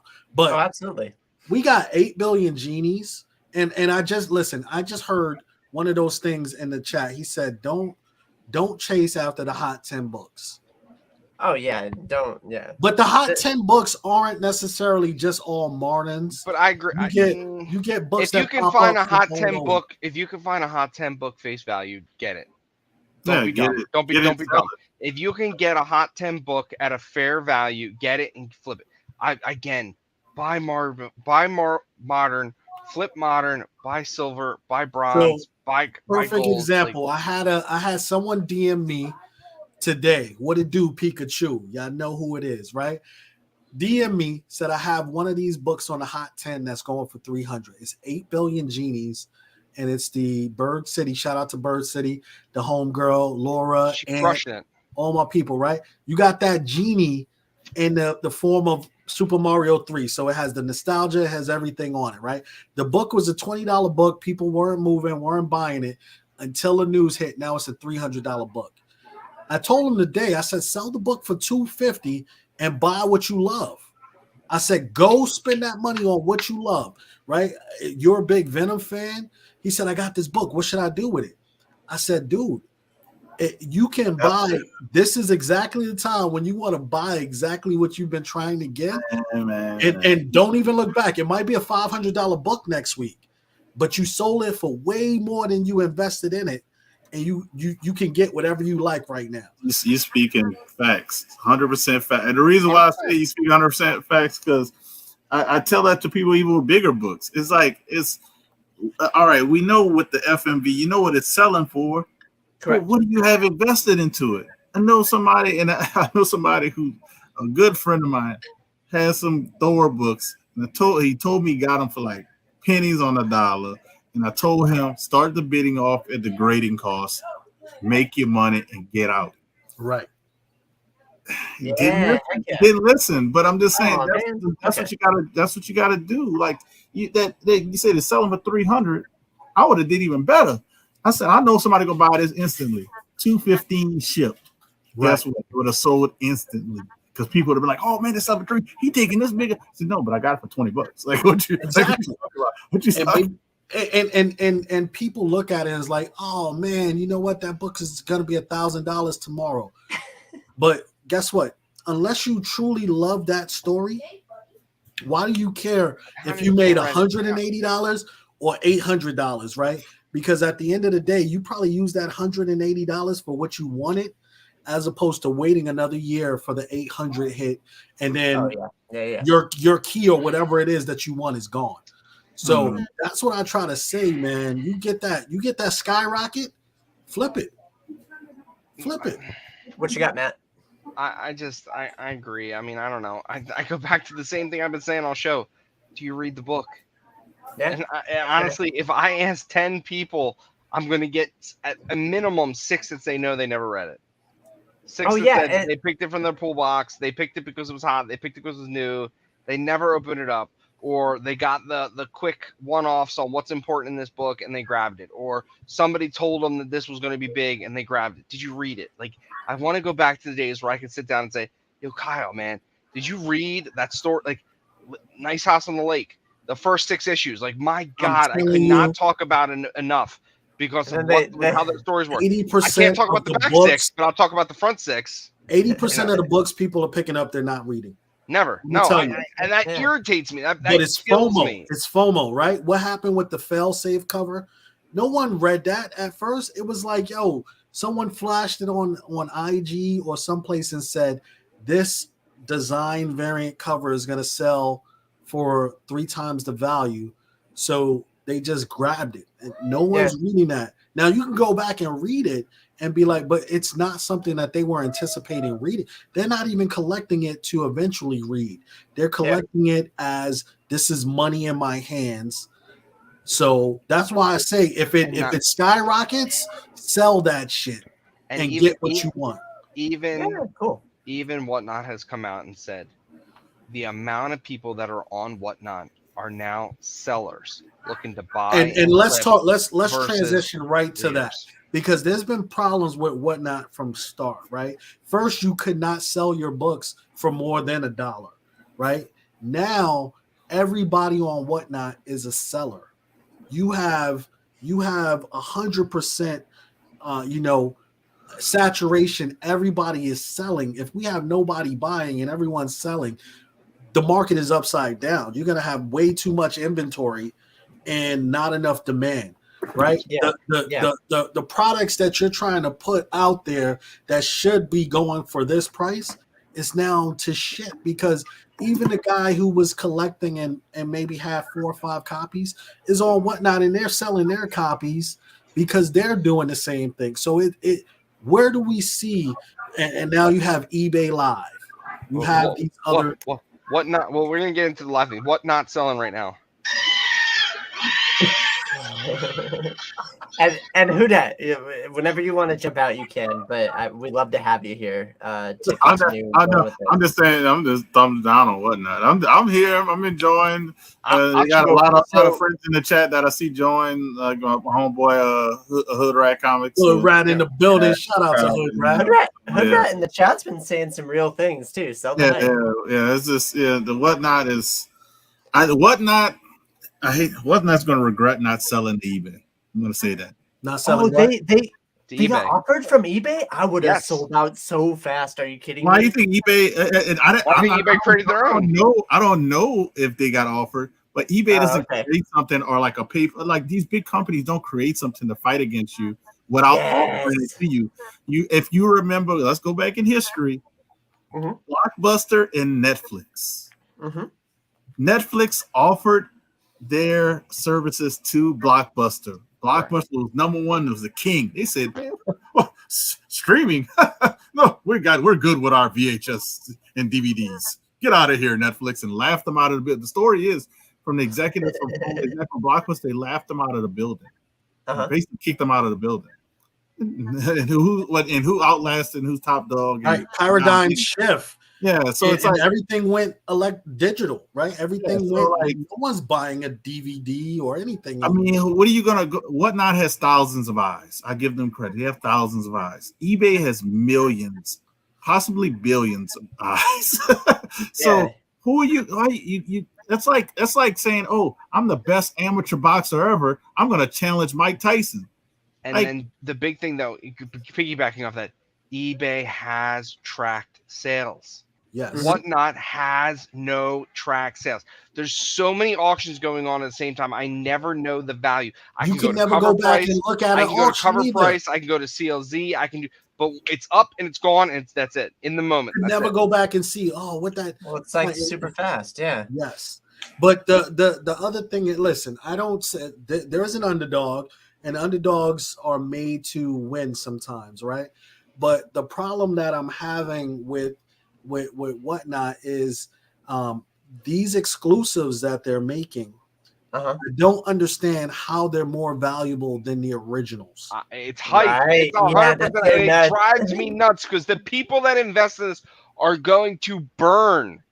These I was this close are going to burn, man. I don't understand buying an actual Invincible one because I saw that like the Whatnot exclusive was, like it's so nuts. So with my opinions on Whatnot, I got into Whatnot when they were selling like Funko Pops super cheap when they first started. And it was super easy to buy a bunch of Funko Pops. Right. And then they transitioned into the comic market and they pulled a straight Pokemon Go with me where they did not have the server space to compensate the expansion that they were taking on with getting into other collectible markets. Yep. They grew too fast and they're not suited for actually like addressing some of these issues. I'm on the Whatnot Discord. I just got approved like last week. Oh, during the seminar, they do a little seminar with you when you're applying for Whatnot. Yeah. And they did it in Google Meetings or whatever. And in Google Meetings, there's a whiteboard off to the side. And a whiteboard is a comprehensive thing that you could all collaborate on. I spent the entire time on the Whatnot entry thing drawing a dragon on the whiteboard and collaborating with the other people. And there's 3 of us drawing a dragon in the side thing. And they have you take a stupid quiz at the end. I was like, what am I in school? Like, this is so nuts. Whatnot is cool because it brings more people in. I'm fine with that. It brings more people in. I love the expansion of like getting this stuff out to other people. But the going back to what Thunder God said, with the people pay a premium on Whatnot for this stuff. But that's also like from a seller's perspective, that's to cover the premium that Whatnot is charging them. Yeah, they're basically the same price as eBay.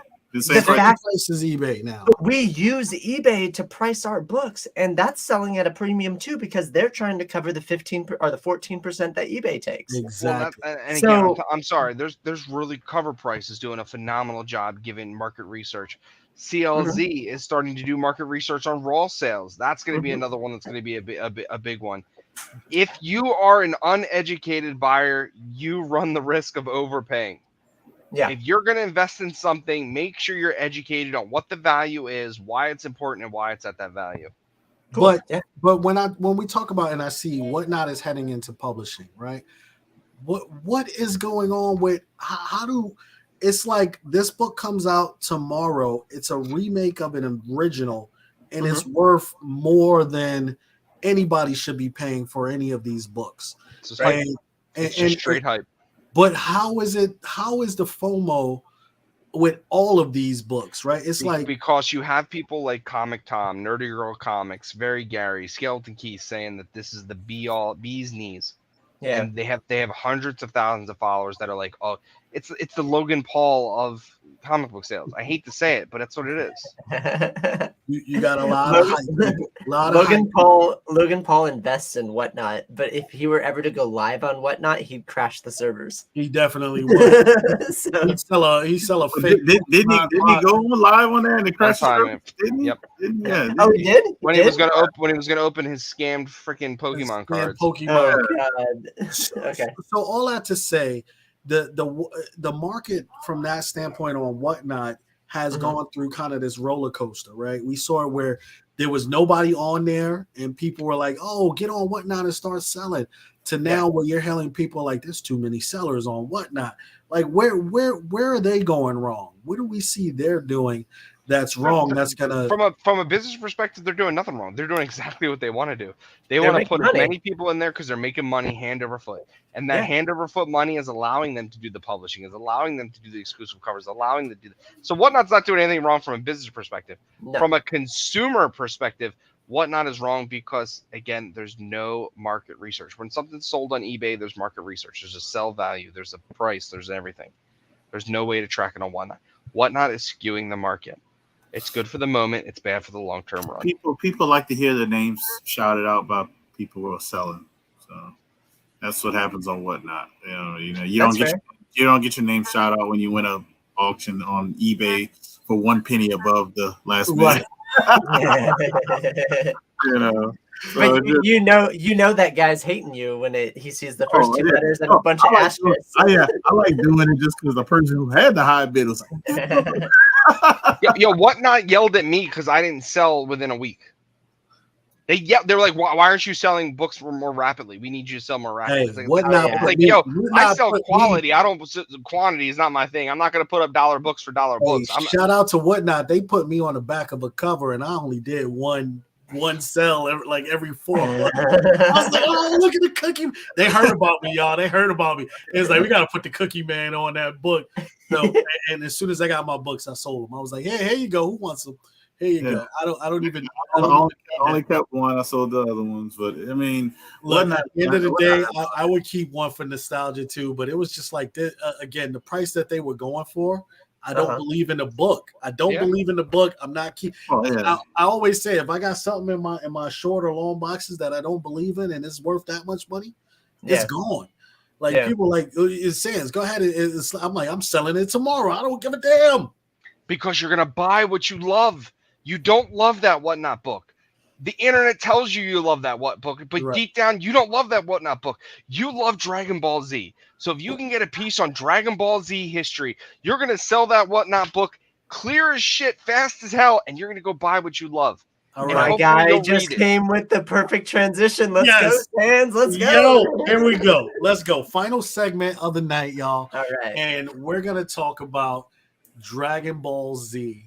And we're gonna talk about fans. We're gonna talk about a few things, right? Yeah. But one of the things is there's something called Legend, a Dragon Ball Z tell, and I'm not sure if any of you have seen it in the chat, but it takes your Dragon Ball Z classic story and modernize it, but with like one of these feels of like Samurai Champloo and all these other just kind of like anime mashups, and they just make it so fire.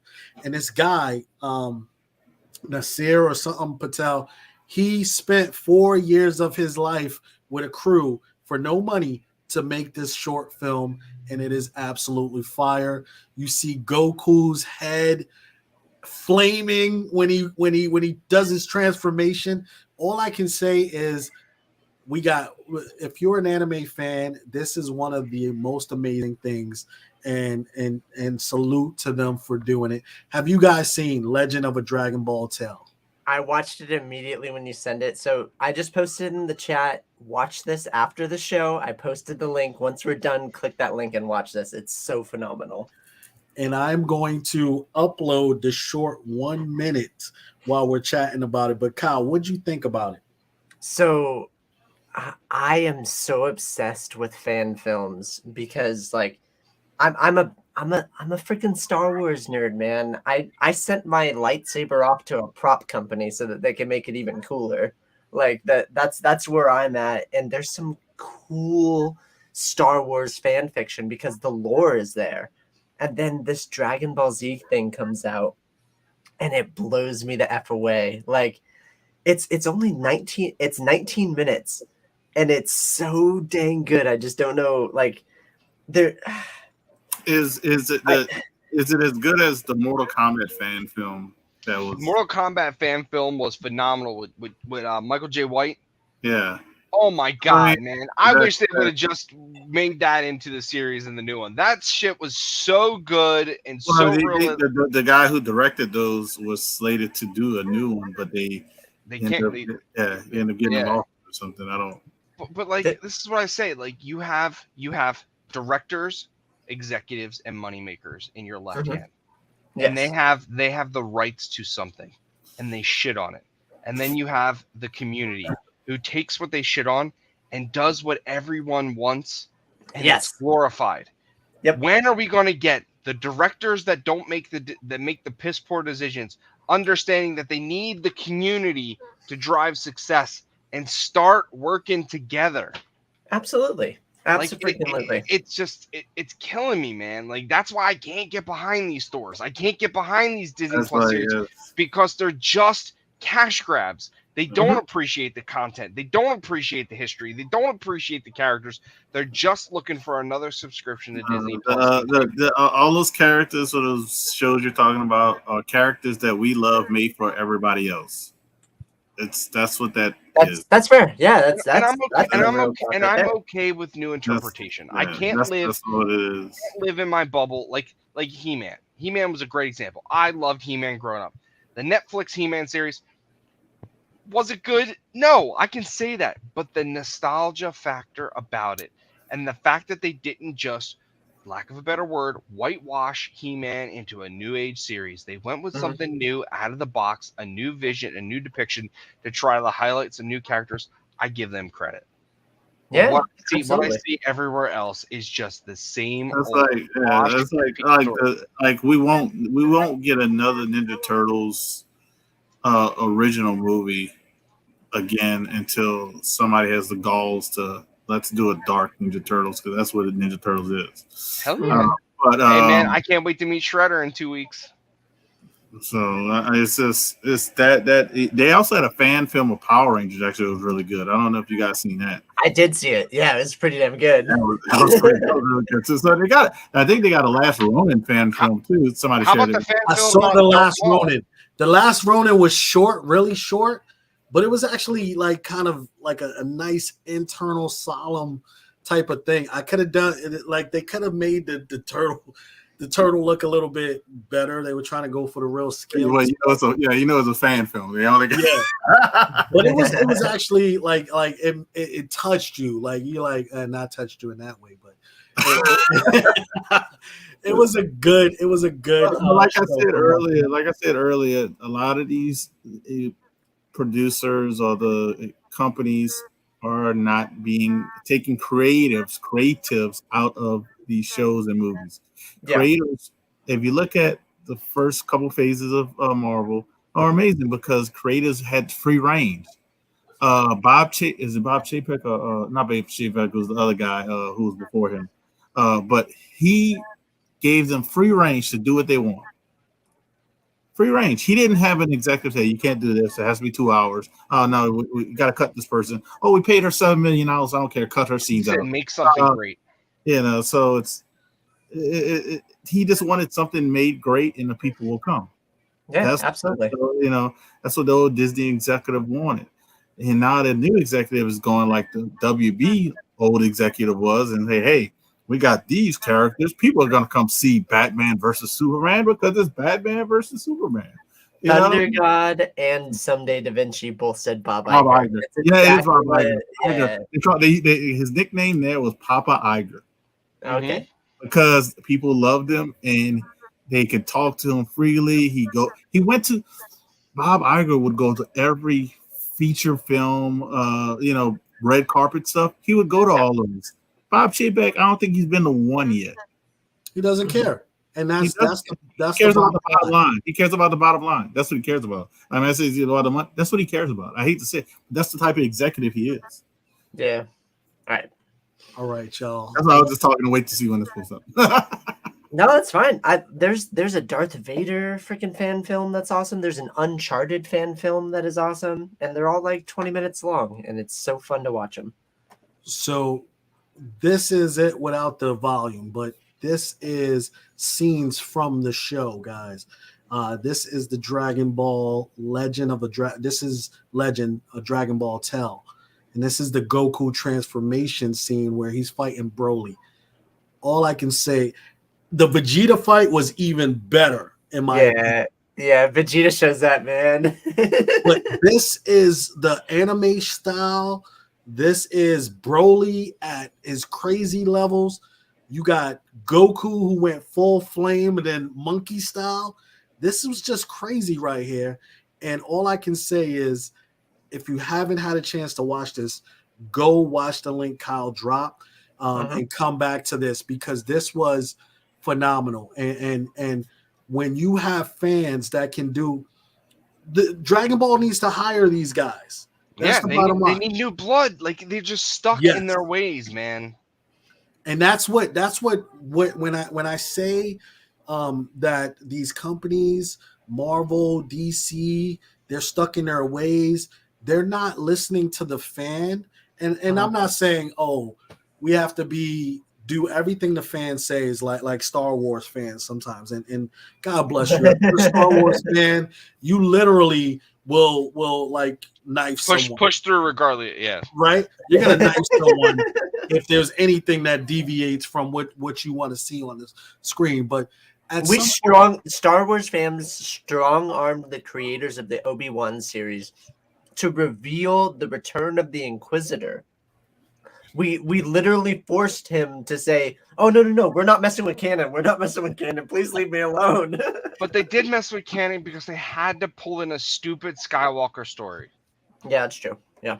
So you can't say that, man. Like, they have the ability to be original, but original is the unknown. And what are they going to do? They're about making money. They're not going to go into the unknown because they know they want to make money. But give some of these opportunities, right? Say it's not canon. But Sans, opportunities are not money, man. But look at Broly. Look at Broly. Let me take a step back, right? Go for it. Broly was not canon. Broly, and this is all my anime fans. Sorry if we're going sideways on you. But Broly was not canon for forever, right? But he was the legend of all legends in Dragon Ball, right? You knew who Broly was, even though you never saw him in Dragon Ball or Dragon Ball Z.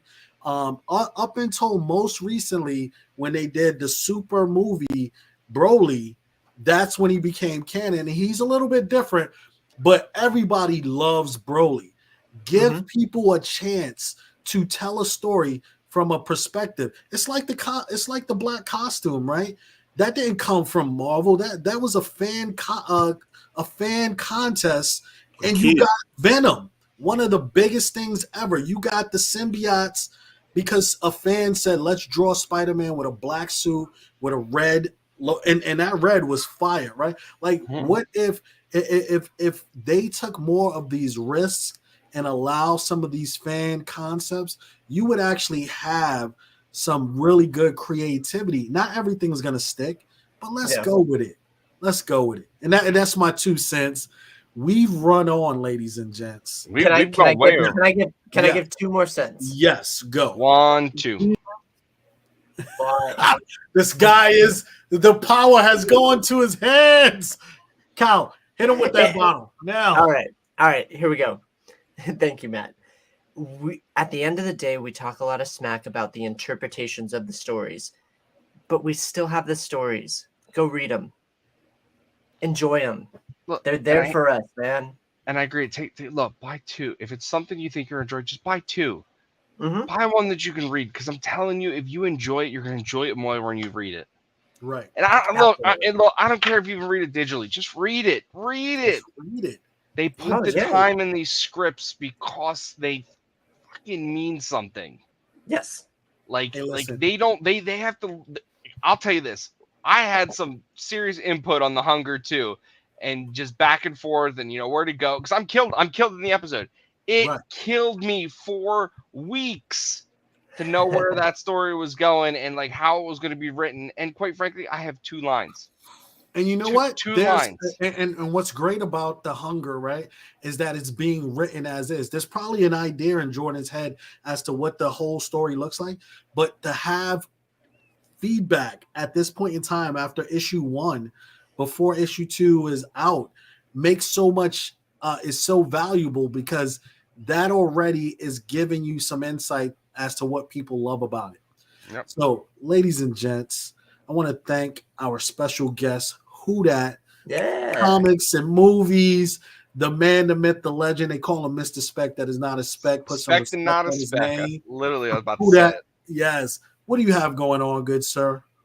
What we got going on? Nothing on my channel, but I was happily jumped in the Rat Pack, which is Hood Rat Comics podcast show. So I'll be doing a show. They have a show every other week, but this Monday is, I think, because of San Diego Comic-Con. So we're doing a show for San Diego, and they're doing a giveaway. I think they have an artist on there. Actually, have an artist. I should have put it down, but I won something from them on one of the earlier shows from the same artist. So they're going to be, I think, doing a giveaway from that artist. So definitely come to that channel, check it out. Like I said, we talk about a lot of different things. Talk about books that are cold, hot, and books that we're not going to touch with a 10-foot pole. So definitely sub up Hood Rat, sub up my boy Sands if you're watching this for my shared thing, because I did share it out. And on my channel, we're gonna have an auction next Thursday. Oh, cool. That's gonna be the Titan Thursday auction. It's gonna be the $100 starting bid auction. If you just come to watch and hang out, just say hi in the chat, man. We appreciate you guys coming by. We like to acknowledge you when you do that. I know a lot of people don't want to buy, but they're just watching. That's perfectly fine. Just come holler, hang out. We're going to have some good sellers, and we're going to have some nice big books and maybe some minor books, but come get a good deal, man. That's what we got. And Sunday, the cookie shop is open. You're going to get a lot of good keys there as well. So, it's going to be a fun time. A lot of stuff I got going on. So appreciate it. Who Dat? My man, my mellow Mr. Promiscuous Time Traveler, what you got going on, good sir? I went on vacation, so I'm still catching up on shipping. So thanks for everybody's patience. I sold a buttload of books, and I'm working hard, man. Give me some time, though. Hey, man, shipping is an art. It's also cathartic. Absolutely. Hey. Find somebody who will give you a good payment plan. I'm with who that. You couldn't be on Whatnot with that attitude. I'll tell you that much. But I'm here to have fun. I'm here to just like enjoy comics and share it with everybody else. So thanks for having me. Hey man, one day soon, Lucian, my brother. One day soon. I know I'm coming to Disneyland next year, so we will chat. My you gonna MegaCon? Going to Disneyland. I don't know about MegaCon. Oh, Disneyland. You said Disneyland. The West Coast. I'm going to MegaCon next year in Dallas Fan Expo. So. There you go. Lucian, hit me up. Last Level Comics, Mr. DC himself. What do you got going on, good sir? Brother, we're T-minus 3 weeks from Terrificon. We got interviews set up with Javon Jordan. We got interviews set up with who else we got? Is Ivan coming? Ivan is not coming. We're gonna see him at Baltimore. Okay. I just talked to him last night because he just dropped another book. I love that man. I wish I could just record our conversations with him going out. His studio is in a monk chapel, and he goes out and smokes outside because they won't let him. Yeah, his art studio is in the basement of this chapel. We're talking about Ivan Tao, right? Yes. Yep. Dude, that's so cool. What else do we have? We have Gorkum Demir. We have an interview with him scheduled. We have the big interview with Kevin Conroy. We're gonna get a voiceover. Knock on wood. We're lined up for that.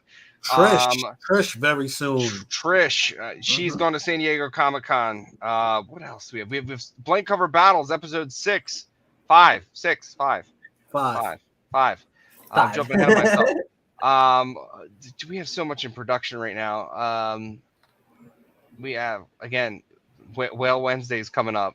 We got new videos on the market. We're going to be doing, you name it. I mean, my list is off the chart, sadly. Endless. And I echo what Matt is saying, because as partners in crime over here, man, we're trying to not only bring you guys some great content, we're trying to bring you guys the actual physical content that you can have. So if you haven't gotten your Hunger #1s, we still got a few copies left, and they're amazing, guys. They are amazing. But listen, it's only the tip of the iceberg, y'all. We're growing this, and we appreciate you guys. The cookie shop every Sunday, every Tuesday, every pop-up. That's that's Yahweh, that's Tone, that's Lady Fantastic, that's my homie Creamer and Cash. Those people are the bloodline to all of that, man. So much goes into what this channel is and what we do, man. We appreciate each and every one of you guys coming and hanging out with us. So without further ado, we want to thank you guys once again. This has been episode 10 of Wine, Cheese, and Comics, please, y'all. 10 episodes strong. We know we should be on a little bit more often, but guys, we take our time. No. Let's call it what it is. This damn tribe traveler and his work schedule. Yes, the time too busy ordering tacos and wine and mimosas. For the fans out there, please send this man a message and just say, "Hey, man, come on, let's do this weekly. Let's get this going." If we can get the community to back him up and give him a little pressure, we might get there. So, from the bottom of our hearts here at the cookie shop, at the Blank Cover Battles, at the Wine and Cheese and Comics, please, we just want to say thank you again. You guys stay safe, stay healthy. We know all kinds of craziness going on in the country, man, but we here to give y'all a little bit of a reprieve from that with some fun times, some banter, some Matt coming to punch people in their throats. That's what it is. Yo, we are having a blast, ladies and gents. That's all I can say. And we'll keep it up. You guys stay healthy, stay safe. God bless.